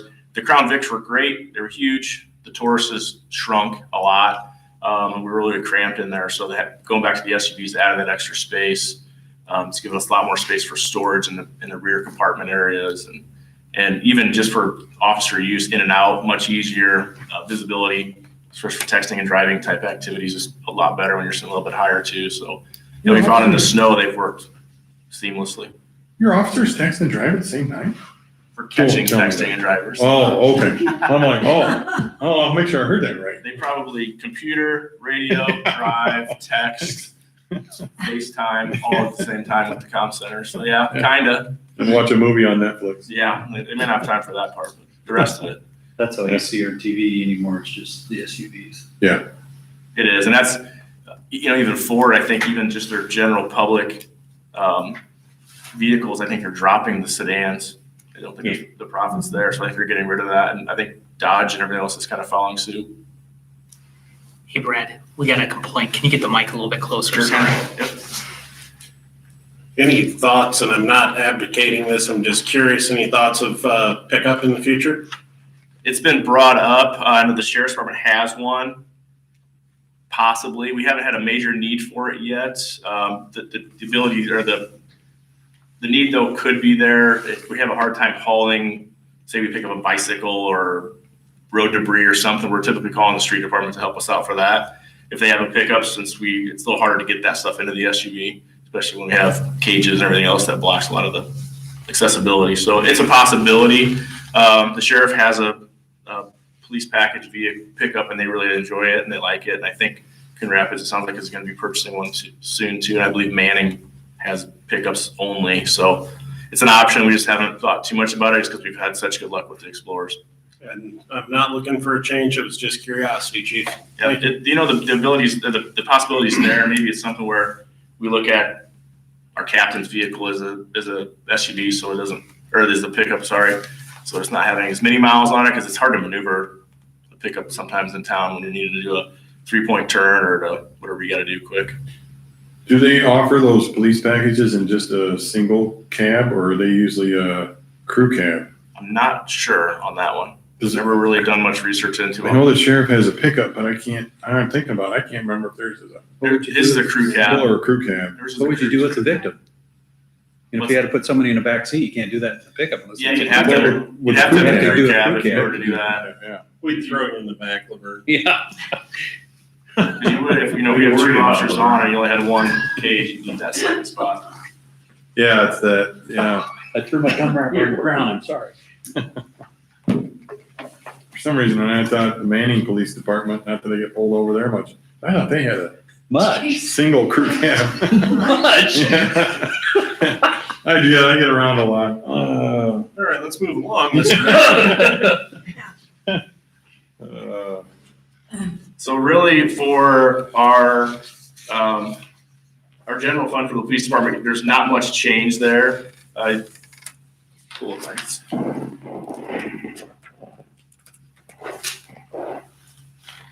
I think overall budget change is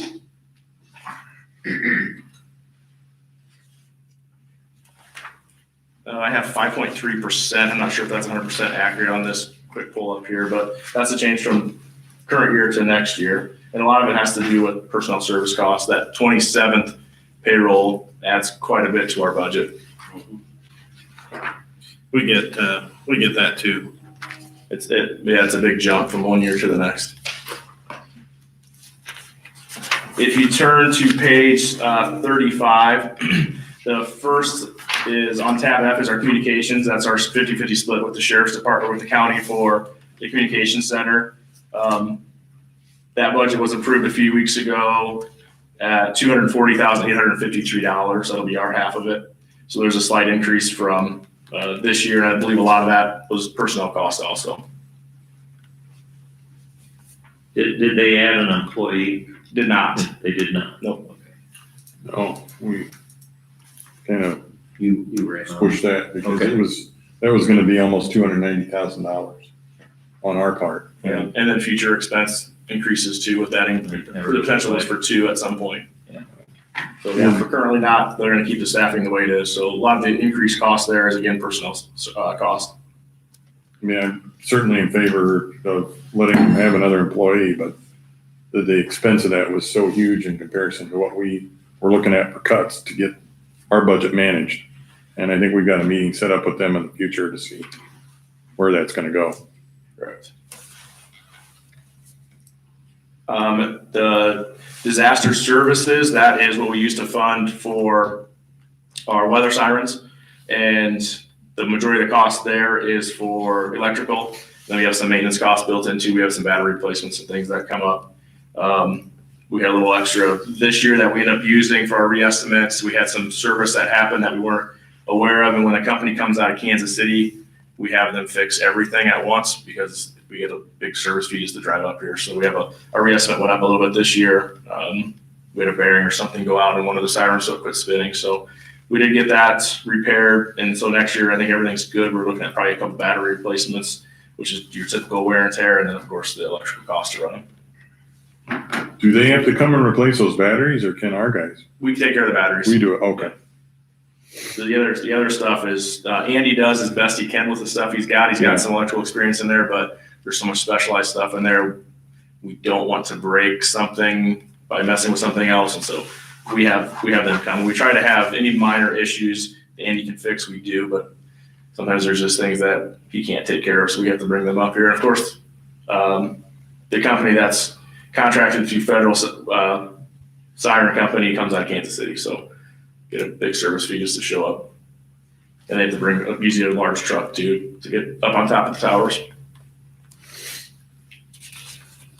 Police forfeiture, we won't see much coming out of that one.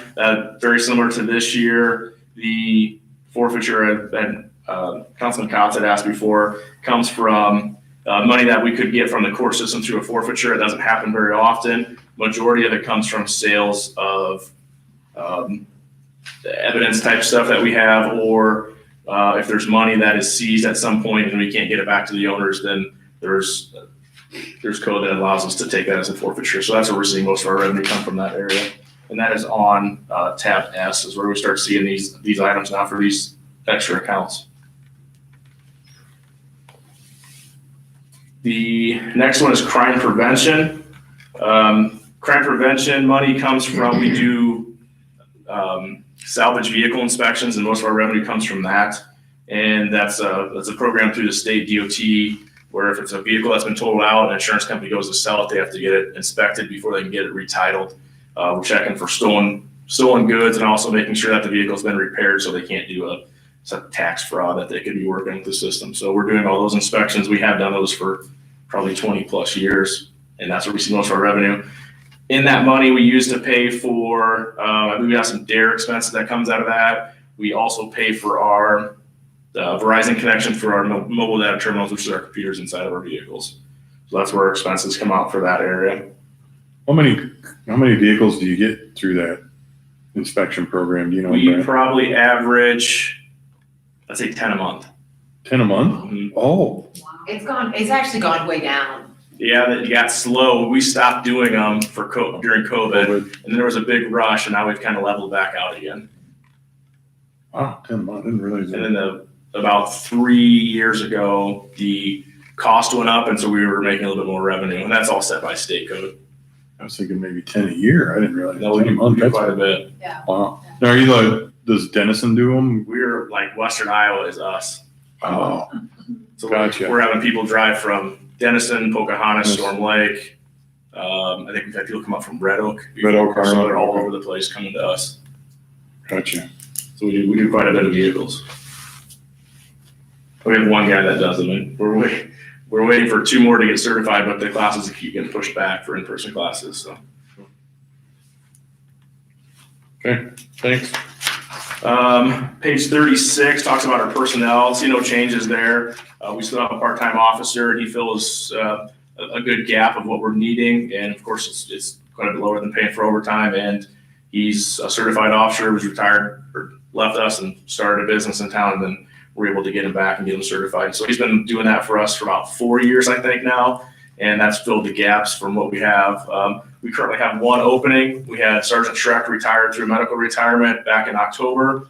We have not filled her spot yet, and the main reason is we cannot get anybody into the academy until probably August because they're full, and we just haven't opened it up knowing that potentially we're going to have to send someone through the academy, and we're not going to keep them going through field training for 6+ months before we send them to the academy. It's just not beneficial for us. So we're kind of delaying a little bit on that just because the academy just can't get anybody in. We're hoping we could get a certified guy and get them put right into work, but we just haven't had great luck with that. It's happened, but it's not a guarantee. So we'll keep evaluating that, and we'll get that filled here as closer we get towards the summer months. How far out is that full? Well, there's an academy class that started in January, and there's another one that starts in end of April, and that also is full from what I've been told. So we're looking at That's August. 3.5 months, 4 months, The academy is 17 weeks. 17 weeks. And then there's some downtime in between classes that the academy does, a lot of recertifications for firearms or driving or taser, whatever it could be, that they have fill in the gaps there too. So yeah, we're looking at the end of August before we can get someone into the academy, unless there is some other options through community colleges. If we have someone who has an associate's or a greater in criminal justice, and we've had that option come up in the past where we sent them to Black Hawk Community College in Waterloo. So there's 2 other options in the state too, if we find that right candidate that fits that specific requirement from those community colleges. So if they have an associate's in criminal justice, They're, An associate's or greater in criminal justice, yeah. oh, So if you had a master's degree in finance, you can't go to that no. community college. Oh.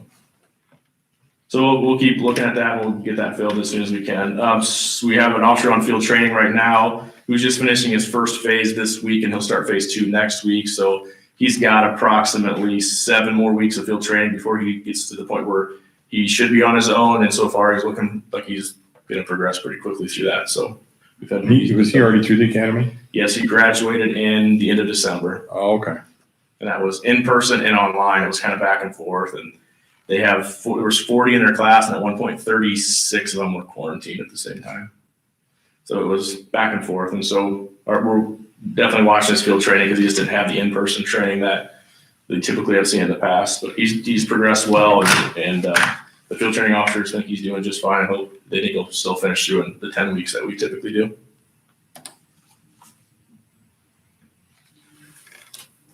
Bottom of that page is our capital request. We talked about the vehicle replacements, and then we just have our routine equipment replacement and software updates that we have to do too. So that's all that we're asking for the police department overall.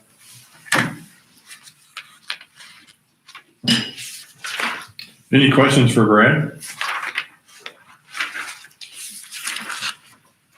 I'm going to interject and just suggest if there's nothing else with PD is, I think we move the outside agencies to Wednesday. It's kind of we had a lot 8:30. today and it's 8:30. So just to keep everyone sharp, I think we'll push that to Wednesday if that's acceptable and pick up at that point. That's fine with me, but I kind of had a question. Do you know about the comm center again? And you would know maybe more than you do. Are they on this, do they have this 27 pay periods just like the city did? I believe Because the the math county, doesn't add up. I believe the county runs on a Okay, twice a month, so they wouldn't face the Okay. same issues. That's It'd be like the 1st and the 15th. well, the math didn't add up for what their The budget 15th and increase 30th was every month. relative to it was less than, And they'd have to be paying on Thursday because that's the day Okay. we get paid. so that's fine. It was bothering me. Yeah. I'd Good like question. to know that Oh, I did I my math right. I think we're gonna have a workshop on the comm center, weren't we? Anyway, 'cause there's some other issues we need to take care of with that. So that will come forward. Yes. Correct? Yeah, I think that was, yeah, Yeah, because our next meeting is scheduled for the 1st of April. April, yeah. So, yeah, we plan to probably have a discussion at the council level before that, and we're putting together some information Okay. to discuss. And honestly, I think even with the comm center board, I think it's not a meet on April 1st and we're gonna have a solution. It is probably going to be a series of meetings and discussions about it. It's gonna take some time to go through that.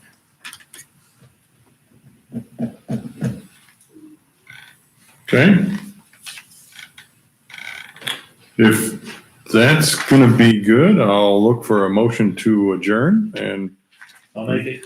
I'll second it. we got a first and a second. We'll go ahead and vote, please. Face? Yes. Dirk? Yes. Fleshner? Yes. Haley? Yes. Cox? Yes. Seaman? Yes. We are adjourned. Thank you.